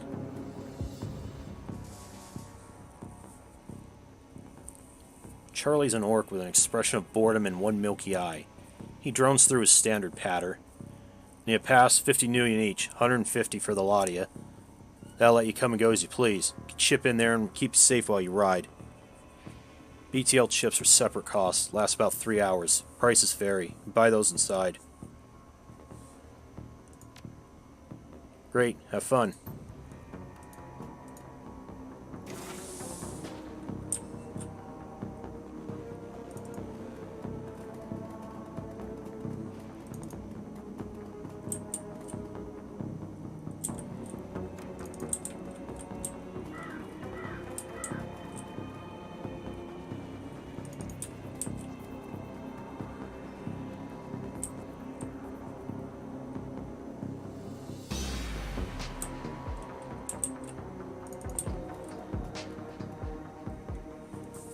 The entire floor of this tenement is given over to a chaos of technology and squalor.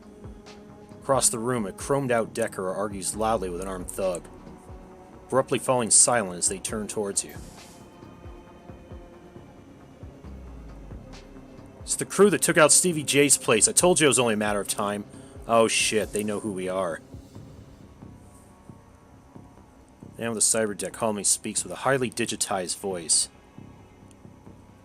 Mess with the wrong BTL lab. This is a Yakuza operation. Push of a button, I can make these tweakers into my own personal killer puppets. You're fragged. Don't attack any of the chipheads. They don't know what they're doing, and you could hurt Gino. I have a concussion grenade. Better than fragging the tweakers if they got caught in the middle.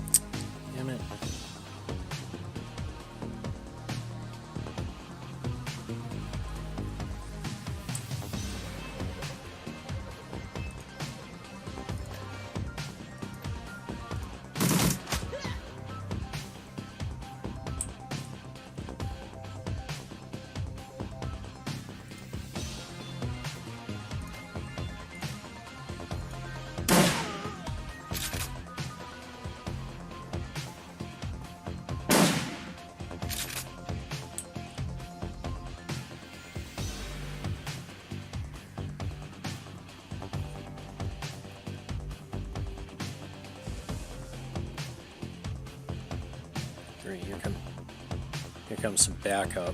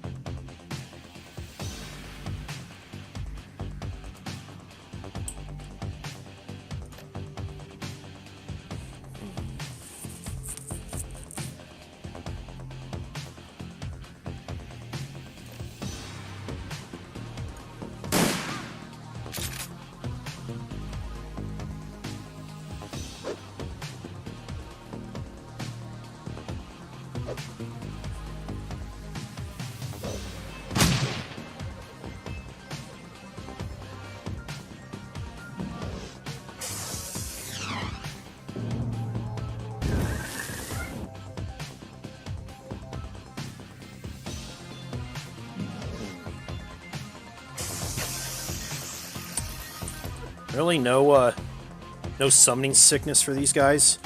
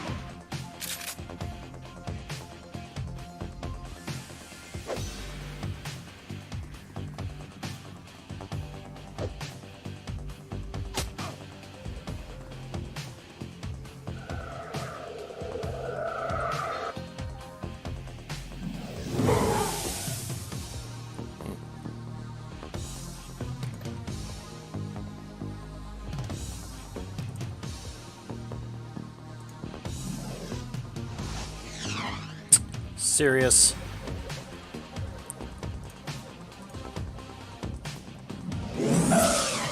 Oh my god.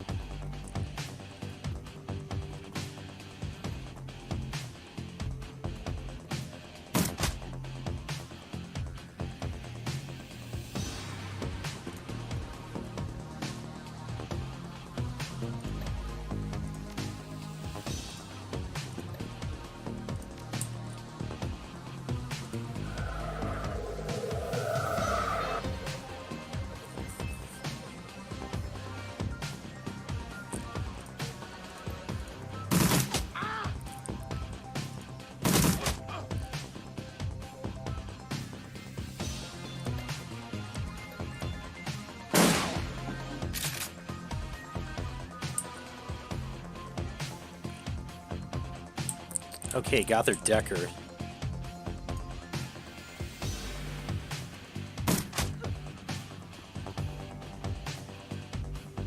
Takes care of them.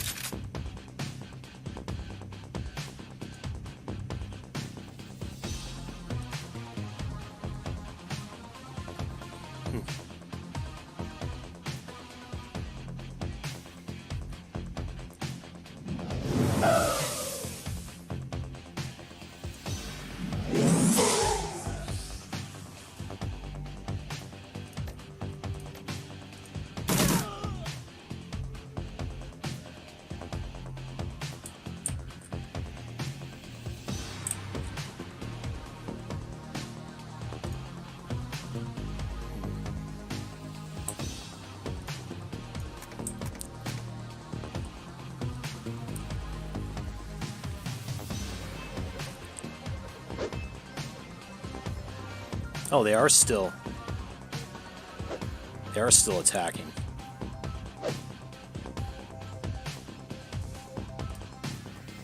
Albeit not very well.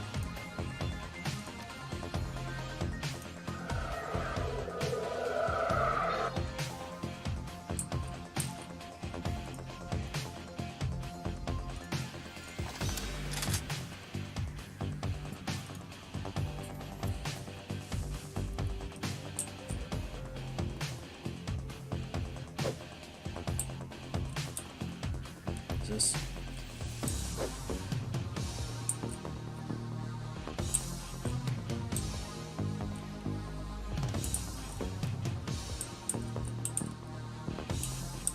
Where the hell should we be?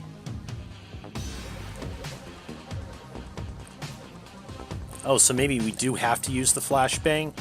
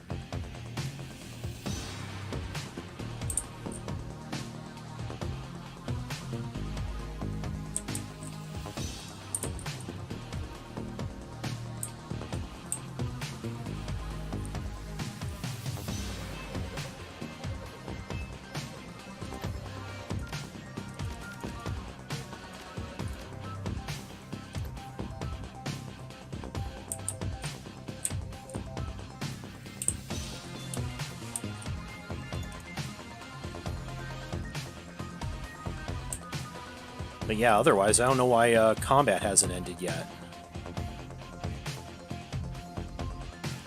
Oh, wait.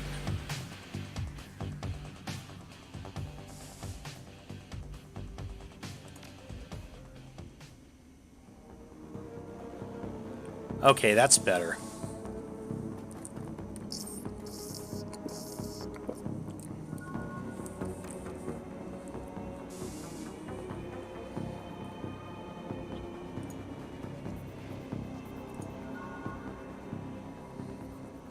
You eject the BTL Gino's been riding.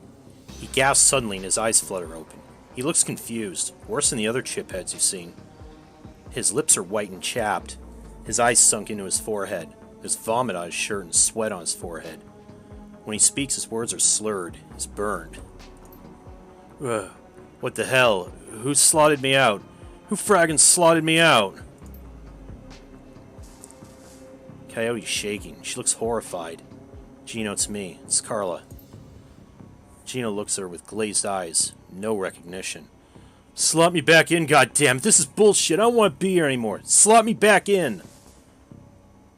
Looks around the room angrily. His hand reaches for his implant. Coyote grabs his wrist.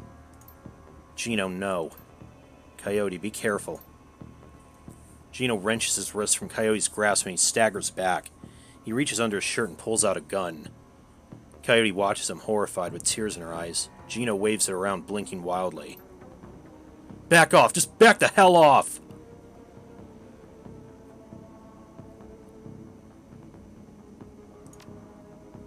No, you can't understand what it's like out here. I'm naked. I gotta slot in. Get away. You're not gonna stop me. I'll fraggin' kill you first. Gino, no. Oh. I'm sorry, Carla. I'm so sorry.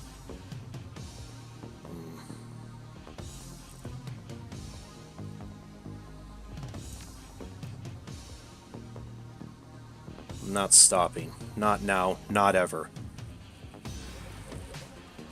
A real rain's coming to Seattle. It's gonna wash the scum off the streets. I'm gonna burn every mother fraggin' BTL shop on the sprawl until they're gone. Every mother fraggin' one.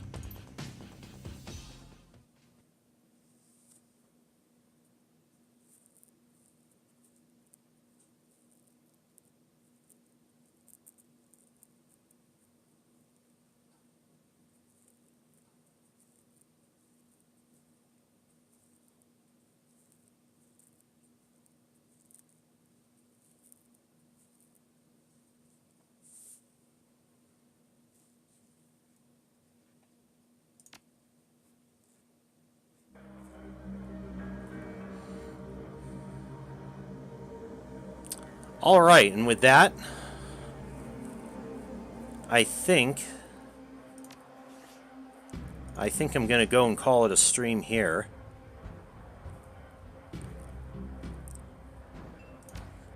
Again, not the game I had in mind when I first started tonight, but like I said, I'm quite enjoying it so far. So, thank you everyone for watching. Have a good night, and I'll see you guys next time.